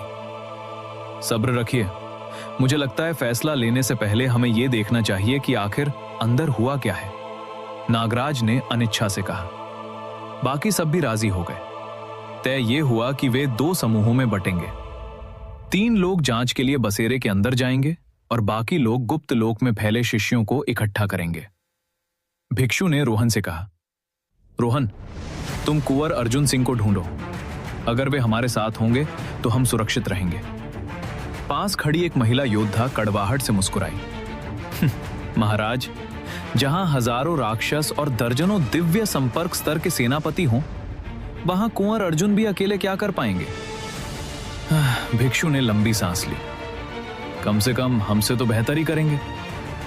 अंततः नागराज, भिक्षु और योद्धा सुश्री शेवेई जांच के लिए रवाना हुए। सावधान रहिएगा, अगर कुछ गड़बड़ दिखी तो तुरंत भाग निकलेंगे, नागराज ने चेतावनी दी। उधर बसेरे के अंदर, बचाओ, कोई राक्षस आ गया है, एक काला तेंदुआ चीखते हुए भाग रहा था। उसके पीछे एक आकृति हाथ में छड़ी लिए भयानक चेहरे के साथ उसका पीछा कर रही थी। वो और कोई नहीं, अर्जुन था। लानत है, इस आदमी को क्या हुआ है? अरे, मैं पहली बार बाहर आया हूं। क्या सारे इंसान ऐसे ही होते हैं?